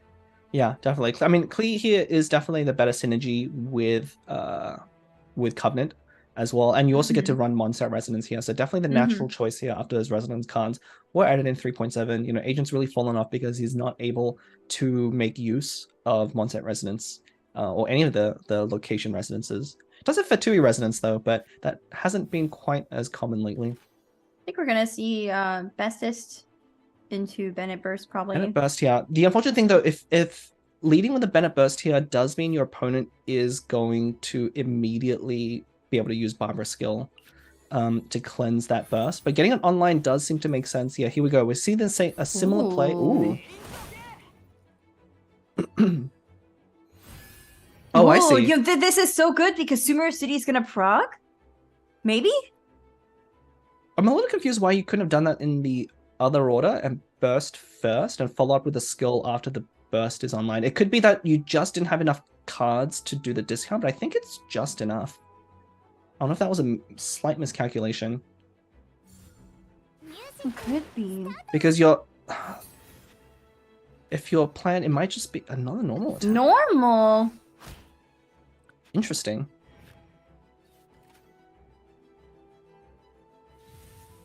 Yeah, one of the things about Bennett Burst, it's not that great at doing upfront damage, but I am a little bit confused why we wouldn't... I guess opting to save that Bestest. Yeah, those 2 dice are gonna go to leave-in, so Robot Wizard will have some brand new Omni Dyson cards at the start of next turn. Barbara is going down, though, to a Bennett skill. Yeah, see, that's what I'm thinking. You know, like, if Barbara falls in Bin, that is really bad, especially if it happens early on. And so maybe Kaori is thinking about this, you know, knowing that Robot Wizard might not want to swap off of Barbara yet and just getting the pure damage onto Barbara now so that Robot Wizard has to mitigate further damage onto her. Yeah, the problem is the Robot Wizard, I believe, is with that I haven't lost yet, would be able to Ito burst right away to take out Bennett. And so, you know, while this line of play does take out Barbara, it kind of leaves your own deck exposed to not being able to deal with Ito, and Ito might just be able to sweep this round. Yeah, I think part of the problem is that Ito does not have a weapon or artifact equipped right now. We do see Robot Wizard has in hand. It is true, but it's nice to have, especially against Pyro Kaching. And like, I think it's okay if Bennett falls here, if Bennett gets the burst off. True. Yeah. Okay. So we're gonna see. So Robert wasn't going first. Is able to protect Barbara a little bit. So we're gonna see a bell equip. The bell. Ooh, heavy strike. Uh-oh. Is that enough? Uh-oh. Might be. Oh Yeah. no. And yeah, Ito there being able to snipe up Bennett, not being able to use his skill. Yeah, I think Kari there That's it. not respecting kind of Ito's... Again, we were pointing this out in the other game, but Ito does a lot of damage by himself even without his burst. And you really need to be calculating carefully those moves. But unfortunately, that quick swap and heavy strike being enough with the bell to exactly add up to 6 damage. I think that's it. I think that is. Bennett's first, especially with this talent, is so crucial, especially against Ben, who can cleanse and, you know, sustain against that heavy damage. I think that's just it. I think we're going to see Robot Wizard coming in for the win here. Yeah, at this point, with Ito still at 9 health and Barbara still alive and able to come back later, and we saw how critical it was for the Kaching deck losing Bennett. And we're seeing a repeat of that in the finals now in our game 3. Very much. Again, this is a tough matchup. You know, it's not. I think it's easy to kind of look at the plays here by Kari and think that he should have Bennett bursted, but you know, your opponent is anticipating something like the Bennett burst, and they'll play around that damage and play more defensively if that is the line that you're going to take. So Kari opted to play differently and take a more aggressive line, trying to put out damage with Bennett as quickly as possible, making the most of his die. But yeah, I think that burst there could have made a big difference, but then again, doing that would have let Robot Wizard play differently and more defensively with Barbara as well. Yeah, you know, Robot Wizard doesn't have to do anything here except to just stay alive, because Pyro Kaching is not going to be able to get off the damage it needs, especially without Bennett burst up to take down Ito. And the longer this game goes on, the better of a position Robot Wizard will be in, because, you know, his Ito will get more and more equipped. You know, Barbara might be able to get her burst off if people get low. Like it's just it's a stall deck, right? You're stalling out your opponent's resources, and Pyro Kaching really relies on getting early damage, early kills. And we see it's just Tenacity go down. It's gonna be a slow loss for Kaori. Yeah, Tenacity going down is almost going to seal this game here. Ito starting to generate 2 shields every turn. This heal also cleansing Noelle of that Pyro application. Oh, the gamblers! It's probably not even going to matter at this point. It doesn't, but I mean, it's just like insult to injury, right? So, I mean, Ito is sitting so pretty, full HP. His burst is ready to go. Arataki numero uno Ito is about to sweep the board. Yeah, definitely on a turn where Robot Wizard has advantage dice-wise, he's going to look for an opportunity to use Ito's burst and then start cleaning up the other side. Here we go. Here we go. I mean, honestly, if you're Kari here, you might just need to quick swap onto Kaching for that overload, but looks like opting to rush out Klee's burst. I mean, unfortunately, I'd hate to say it, but at this point, like, it's very hard to come back, and so it's possible, you know, Kari is just playing out the game as quickly as possible, and then just going to the end. Because I think at this high level play, you kind of know when the game is over, and even though stall decks can take a little while to win, it's when they have control of the game, it's pretty dominant on them. And you know, to be fair, Robot Wizard has to think carefully about how he uses his dice and cards in this moment. He is so close to victory, but one wrong move against, you know, a player as skilled as Kamisato Kaori could definitely mean that he loses anyway, even if he's in a good position. You cannot afford to make mistakes, and it's really easy to lose your head when you're in such a good position. So I think the swap to Barbara was actually the good play. You have to remember to play to your deck's strengths, which is in this case stalling. You don't want Ito to take surprise damage from quick swap onto Kuching, Pyro Res, etc. And I wanted to see. So Robert was hovering over Barbara's skill here. We'll have Barbara go down, but that skill is going to let him... If Robert Wizard can cleanse that Pyro off Ito, then he's completely safe of almost anything. So he's going to be thinking now, what does my opponent have that could take out Ito from 9? I mean, it could be... Let's see. We do have Kaching's skill, Pyro Resonance, plus... Tandoori. You need another damage. I don't think there's enough dice there. So you'd have to be anticipating a Woven. I think it's too risky to bring out Ito here. So I think I want to see Robert Wizard go on to Noelle. I think it's too risky to bring out Ito here, not only because of like the damage that Kaori could do in response, but also because of the fact that like if Ito moves, he's going to take 2 points of Pyro from the last stack of Klee's bursts. So yeah. Well, once your opponent takes their action, you know, coming down from 5 dice, I think you're okay using a skill and bringing Ito. Yeah, so it's going to be Noelle. This is the most obvious choice. I'm probably going to see a breastplate from Robert Wizard, just playing defensively, because at this point, all you need to do is, you know, take the game into the next turn so that Tenacity can trigger one more time. Yep. Waste and that will generate shields for Noelle, and then those shields will be eaten up. Yeah. And Kari here almost forced to go for the Kaching skill, which actually puts Robot Wizard onto Ito, which is exactly what he wants, which is really unfortunate. You know, if Kari makes the obvious play here to overload onto Noelle, he does have the option of killing Noelle here with the Pyro Resonance, but I don't think that's who you want to use the Pyro Resonance on, unfortunately. But the window's kind of closing. Actually, he can't even use... Oh, no, he has Best Test. The window is closing to use Pyro Resonance because Ito is going to get cleansed at end of turn, which means it's not going to be as easy to use Pyro Resonance before his shields come up. You know, the unfortunate thing is Kamisato Kaori did not draw Gamblers as well. Yeah, Gamblers might have made this play a lot different. Yeah, I wonder if we're going to see a normal attack. He kind of wants his opponent to swap to Ito so he can go first. Because if he does the overload play, his opponent, Robot Wizard, is going to go first next turn with Ito, likely straight into a burst. And then maybe even having some more defensive options with shields. Yeah, so this is going to be a normal attack. Oh, is this going to be a... No. Okay, so I just haven't an extra lost die. yet into Live and Pass. I mean, it's also an extra energy point onto Noelle, so she can also do something at the start of next turn. And Robot Wizard will get to go first. I think he knows that Kamisato Kaori cannot really do anything to that Noelle. Yeah, and Kari as well, unfortunately not able to tune one of the cards in his hand. He was trying to do that in order to get back down to 8 so he wouldn't overdraw. But because he had an Electro die last, the game doesn't actually let you tune cards if your dice are already matching, which is actually kind of a fun thing. Luckily, you know, Trader's Day Concealing going poof there, not the worst thing in the world. Much rather have that Best Test, but oh, Robot Wizard drawing the Lotus Crypts there, I think. Is Oh gonna my god, the seal Geo Resonance is so good for Robot Wizard. All of that is exactly what he needs. That he is just good. drew 6 more health for his side, which is really going to be devastating. I would like to see a Mondstadt Resonance come out of Robot Wizard. I think that would be very fun to watch. Oh, we are going to see a Noelle burst here. So that critically puts Keqing low enough that she will die to a burst out of Itto as well. But that Lotus Crypt is going to save her, so we're going to see Stiletto go down.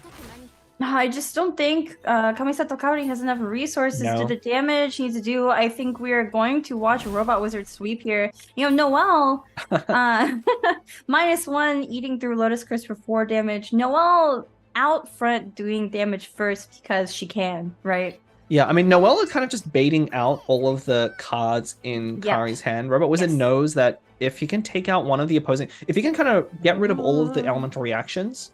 And yeah, you can see him playing around the reactions there. You know, keeping Noelle well out while Keqing is still out. We might see Kaori go for a fast swap here.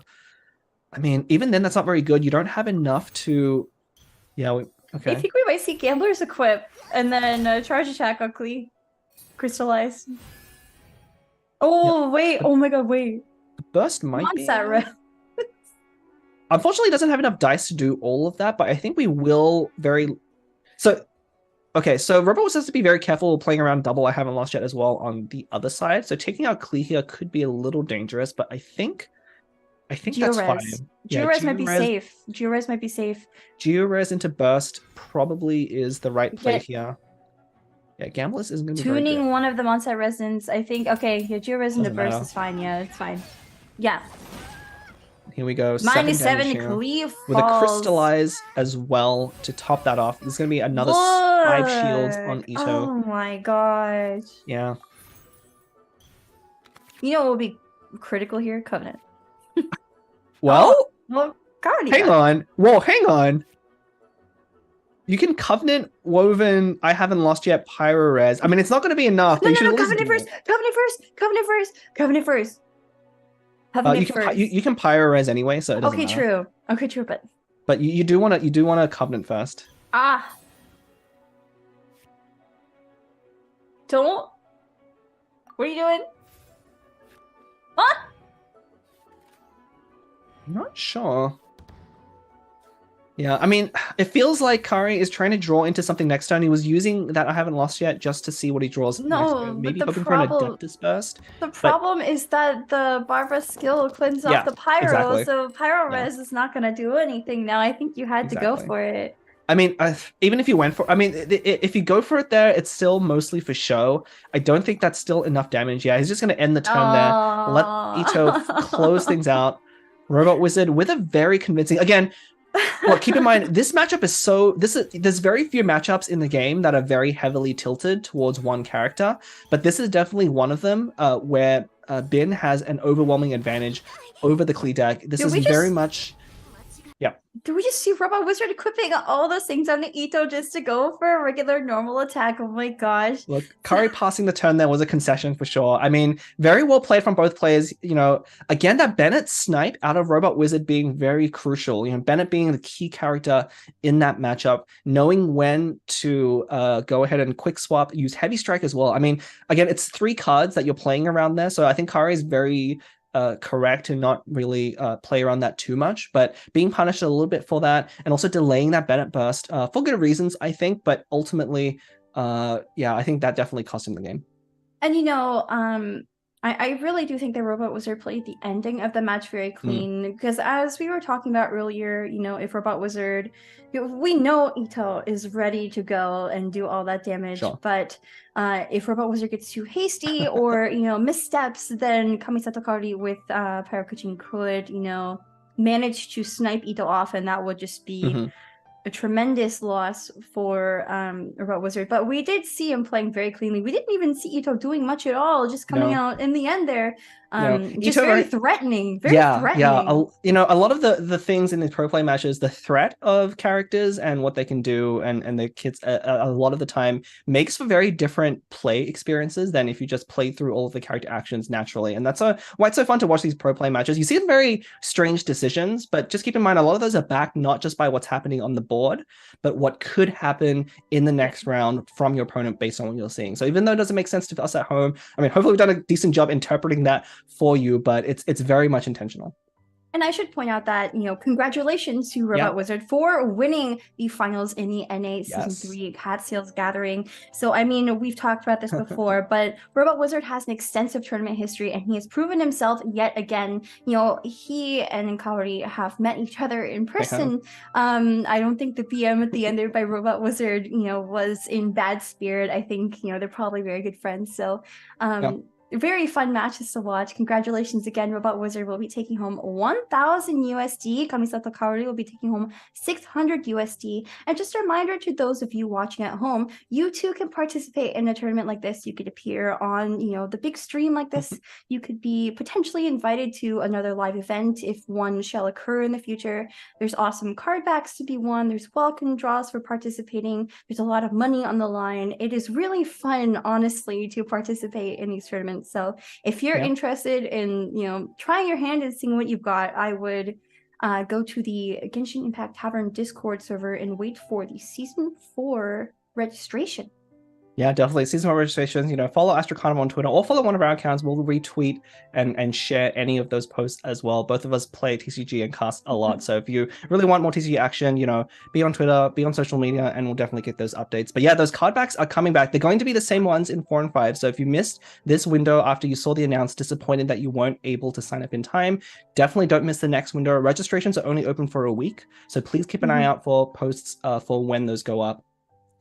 And I wish I could win one of those card backs. Maybe I should play next time. Season. I should play. Look, the gold Dragonspine one is maybe a little bit out of our reaches, especially seeing Robot Wizard there. He's going to gatekeep us a little bit from winning those by defeating us, knocking us out early on. And all the other players we've got to meet in the NA series, they're all very strong players by themselves. Again, we saw so many of the Prince Cup competitors in this top 16 bracket again. They'll be back. I queued in Season 3. The competition is a lot harder than I remember in the Alpha tournaments. I'll definitely do that.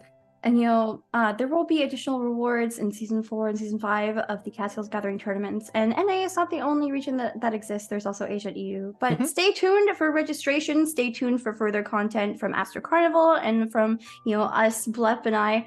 Once again, this has been Leah, aka Windflower Leah, on Twitch and Twitter.